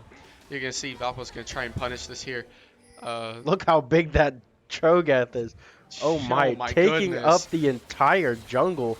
I mean, Anaya's just the main character right now. Yeah. It's Like, just they- walking around. And like, who on Defiance can really stop? Literal the attack on Cho'Gath. Titan. A literal attack on Titans in League of Yeah. Legends. Cho'Gath is just walking around, just absolute destructive force. You have Baron up in a minute and 40 seconds, right? And then Hmm. you kind of just keep pushing there. And And look, then if you're really trying to play it safe, you just keep pushing until Elder in 4 minutes and just end the game with Elder. yep. I mean, you really don't need to do much here except for play your lanes, Yeah, right? There's no need to be looking around for picks. There's no need to do anything except for just steal Hecarim's farm and make sure he can't get back in this game. yeah. I mean, you have the 14K gold lead. Yep. They're just team fights are just gonna be absolutely uh, like useless for the side Defiant, right? It's kind of like you have to try to find a pick, right? But you can't find a pick because everybody's so close to each other and playing in a unit. Yep. That's what I mean by Valpo not making it easy Hmm. uh, for Defiant to come back in this game. They're making it really, really hard. But we do have Baron up in 40 seconds, and that's just gonna go to the way of Valpo because uh, you do want to see Hecarim try to at least steal it, right? To buy time. Uh, but you can't commit a full force team fight for this because if you do, the game is just over. Yeah. I mean, it's just really tough for them to make a play. Yeah. Right, so we're just gonna have to see if they can even get one pick here, but this is Oh, looking dangerous. ooh. The blitz hook just missing, almost getting that pull. That would have been a huge blitz crank hook. You Yep. get one there, and then you could just. I'm pretty sure you could just end the game off of that one pick Yep, right and there. there's a knockup as well. They were looking for the bush. There's a huge Seraphine art, but there's just so much damage on Valpo's side, and that's gonna be game. There's no need to play this. A three-man sleep for the Lilia, but Lilia There's dies the down. The flash flash Q. coming from Vector. There's the smite as well. Looking to dash over the wall. It was knocked out of the way by the Talia art to take it, and that's gonna be game. Yep. Valparaiso just has to wait for the wave, but it looks like Dreadfall's You already don't going even to need catch the it. wave Yeah, when the Cho'Gath is Cho'Gath is just gonna so sit there tanky. and tank it. Um, Even if Cho'Gath dies, right? Oh, yeah, you can kind the of just wave win is game right here. there. There's wave. That's gonna be GG's. Um, but You know, Seraphine is up here. I mean, maybe not. nope, had a They flash. did There's stop. They're the trying to just kill Q. Seraphine. Yep. There's Seraphine, the exhaust on Vector. But that is going to be the Nexus there, and the series goes to Valpo, 2-1. Yep. Um, I mean that final game we just saw, Vector so active, Steamroller having fun on the Blitzcrank, right? Giving Dreadful that lead, Dreadful being able to play, position himself, make sure that he's winning those games, and Anaya becoming a serious force walking down, and then obviously Yep. Amaja Kimbo's Talia is never a bad thing. Yeah, I think the story of the series though is Vector, right? Just the evolution he's had from game one, starting off really shaky, right? Yeah. Game two, playing a lot better, playing towards that bot lane, and then It's, game three, absolute unit on the map. no, we're done. Uh, Excuse us, sorry about okay, that. sorry. Um, we had a little bit of an issue in the background, but outside of that, I mean, speaking of the story of the show, we had Vector, right? Yeah, Um, right. You talked about his evolution, you talked about his gameplay, but I also want to add on to that. It's kind of the story of Hecarim. yeah. Just don't pick Hecarim right Just now. don't pick Hecarim I right mean, now. it looked really strong. It is very strong right now, Yeah, but I guess just in the competitive scene, it's just not looking too nice. yeah. The Vi definitely looked a lot stronger, especially when Valpo was able to get on that blue side and not have to ban it, right? And Yeah. they were able to first pick it. It just showed how strong. But I do think they were kind of gifted with Defiance really picking that Lilia first pick. Yeah. Like every single game that they had, I think it really kind of hindered them because I don't think Valpo was uh, really going to ban the Lilia, at least in the first phase, right? As we saw, wasn't going to ban him, and it opens up. If they don't pick it that first pick, it opens up so many more strong picks that you have. Even if you're not as comfortable and they do ban the Lilia and you have to play something else, uh, just play a tank. But I mean, Yeah. it doesn't really matter when your entire team is just getting destroyed in the other lanes, right? Yeah. But yeah, and in a 14 or sorry 18K gold lead. Yep. I mean, just overall, really strong game three, strong game two, right? Shaky game one, but that's kind of how Yeah. game ones go with Valpo, right? You just have to deal with it, move on. And You obviously know, they did. we also did experiments with like the Vlad and stuff like that. Yeah, So it wasn't it was we got something out of it. yeah, for sure. But we'd like to thank everyone for coming out. Thank you for all the support, for all the follows, comments, watches. We really appreciate it. And I'm your host, Akembe. I'm here with my co-host. Hilo, And we want to thank you guys for coming out. thanks.